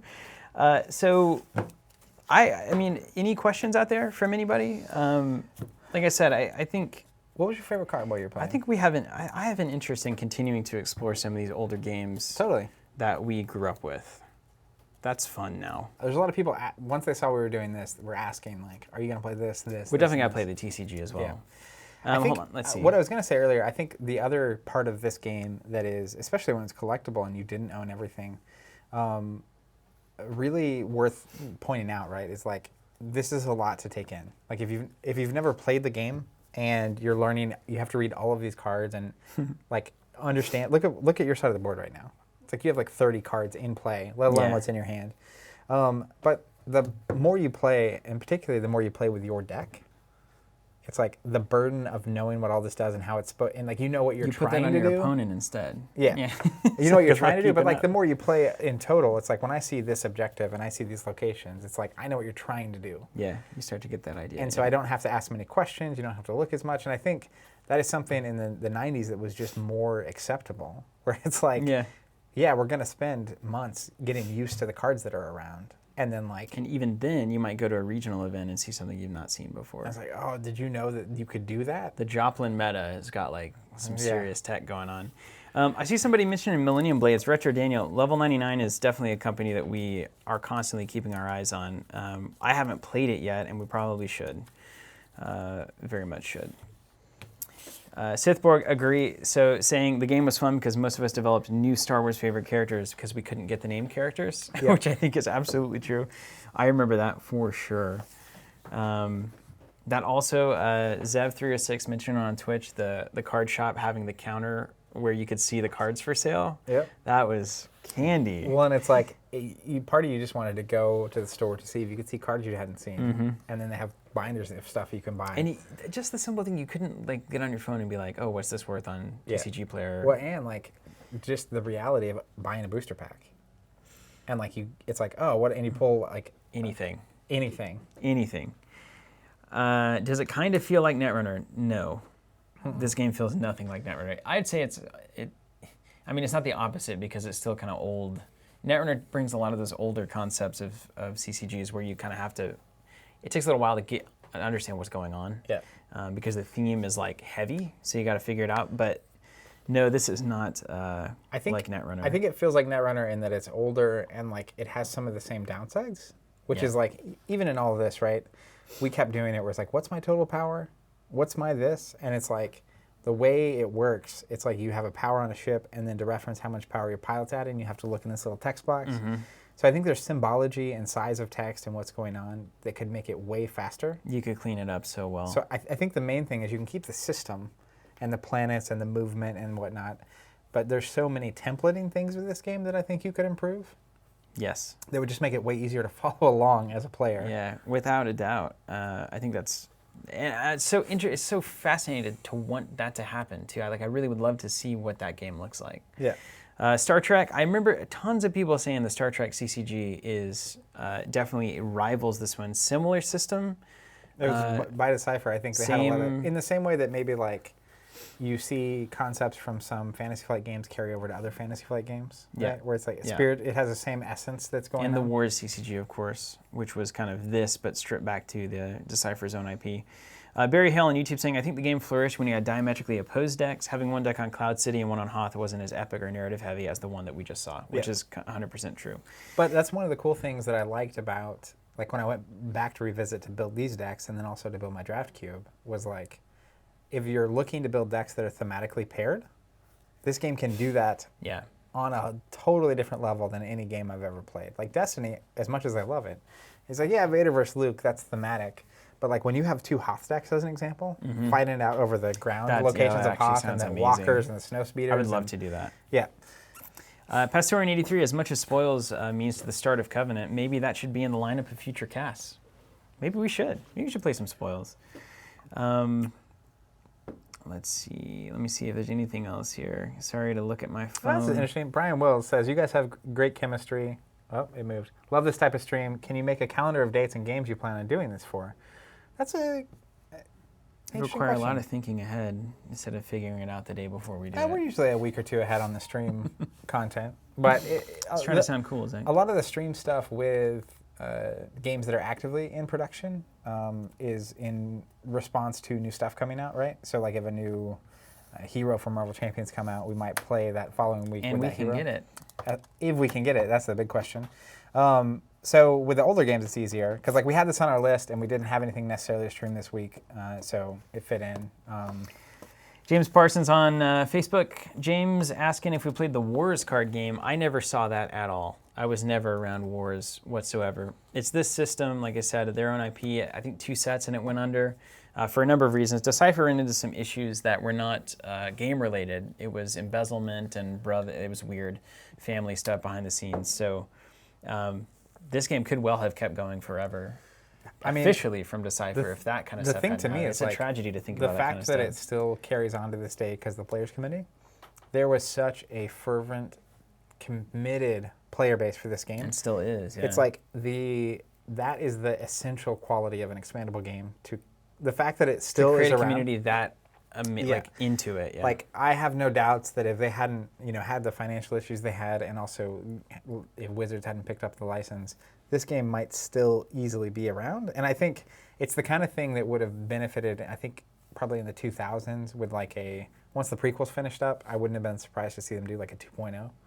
And it's like, hey, we're gonna start over, clean up the rules, right? And then now we have all the new movies. Man, So how cool would that be? James Lance, no game has ever felt more like its source material than this game. I think that's something that we agree with 100%. But I think it goes back to this game is so granular. I have not played a game this granular, a card game. They don't exist. I mean, Yeah. it's not even close. And again, it's L5R is maybe the closest, but it's even not the then same. it's got the immaterially abstract granular. stuff. Yeah, abstract there's, is a better word. Very specific stuff going on, but it's a little more abstract. It's not granular, it's complex. Yeah. That's fair, right? This is just like when you have a ship with a pilot with a weapon, and you can also add astromech. Like it can go deep on a location with all the Marco asking, can we do Lord of the Rings from Decipher as well? I remember you had some decks for Lord of the still Rings. have a couple decks, We yeah. should definitely try. Now that one was crazy. So you were always trying to get the ring to Mordor? Yes. So the way it worked is your deck had both hero and villain cards in it. I think it was an 80 card deck, 40 and 40. And you shuffled up, and when I was going as heroes, it's the one hand of cards, right? But basically you start on location 1, you're trying to get to 9, which is Mordor. And whoever is the not hero player, so like when I go to advance to stage 2, the stage 2 comes from your deck. So both players bring 1 through 9. So stage 2, and you're playing the villain as I'm going, right? And like basically, I can keep moving I could literally go from 1 to 9 in the first turn. But every time I move, you get more resources, and it keeps getting worse. So like what you really want to do is move 1 location a turn. Yeah. But at some point, whoever's going second needs to move 2 to get ahead.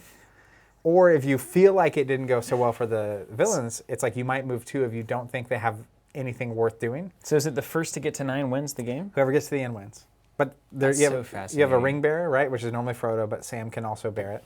And if he goes away and you don't have like Sam around, you lose because the ring goes into the hands of the villains. But the villains, you play like, I had a Nazgul deck, so you play your Nazgul out, but the moment the hero stops and rests, your villain board gets wiped. So the hero board builds, but the villains reset. But the further you get, the more resources every turn the villains get. So like if you move from 5 to 6, I get the resources, right? But then if you move 6 to 7, I get even more. That's amazing. And so like you don't want to go too many at the same time, but that's also how you get ahead. Talk about source material. I mean, this is Here was the best part of that game, is that you literally could play with 2 to any number of players. And then when the villain's going, every other player is against you. But they share 1 resource pool, but they decide who's playing the cards. That's unbelievable. It was amazing. That's just insane. I remember people standing around a table playing Lord of the Rings like that. Almost there. Dayton, haven't gotten your Wrecking Crew, have you? No, we have not. Expecting it very soon. Haven't played Duel Masters, FL Racing 84 on YouTube. Chris Schoenthal saying there's a documentary coming out about the Star Wars CCG. Yeah, they kickstarted for that. Yeah. And they've interviewed a lot of super relevant, important people in the history of Star Wars CCG, from the Players Committee all the way to like Warren with Decipher and the designers and stuff. It's going to be crazy. Love to see it. Brian Willis, or Wills, have you decided if you're going to support Flesh and Blood? We're looking hard at that one. We talked about it on the cast, so we played a couple of games, and then Zach and I both looked and watched like games from the developers. It's a good sign. And it was like, oh my gosh, this game could potentially have a lot of magic. And it's interesting because, as we noted at the top of this video, the kind of resource mechanic in this game reminds me a lot of. That's part of why we came back here, was we played Flesh and Blood, and it was like the way those are working somewhat reminds me. It's a simplified Star Wars version, yeah. But it's mechanically got, and Skytear, the game we streamed before that, also had some interesting parallels. So fascinating. David Whitfield, great to see you as always, David, on YouTube. Great game as always. Happy to see you guys. Wish I wasn't on the other side of the world. Will you stream Wrecking Crew next week? If we get it, maybe. We may well do that if we get it next week. Original L5R, a lot of good thoughts about that. The Sithborg, you're right on. Commander Cody said Decipher put some cool Easter eggs into some of the cards. I'd love to know that. Also, apparently back in the day, Decipher was getting all this approved through Lucasfilm, all the flavor text. So literally there was stuff being learned about the universe through the game for the first time. Isn't that amazing? I mean, that's absolutely incredible. We'll do a couple more here. Another old card game. Do you remember Warcry card game, Warhammer Fantasy one? I remember hearing about it. I never played it, though. Retro Dana Thor will be her first. That may be true. David Whitfield said they got Wrecking Crew on Saturday in the UK, so good. Aldrich, Anna Mayhem. What is this? I have no idea what Anna Mayhem is. Well, that bears further. So we're going to look up Anna Mayhem. We'll check that out. Thank you guys so much for watching. It's been an absolute pleasure. Hopefully you got to relive some of your old memories with this game like we did, or potentially get to see it and maybe you're playing it this week, because that actually is possible. There's a player committee. Check that out if you want to get involved. They're doing virtual cards. Apparently it's very well run. It's been going for 20 years now. It's crazy. Unbelievable stuff. And hats off to them for keeping this game going. Thank you guys so very much for watching, and until next time, keep playing, even if it's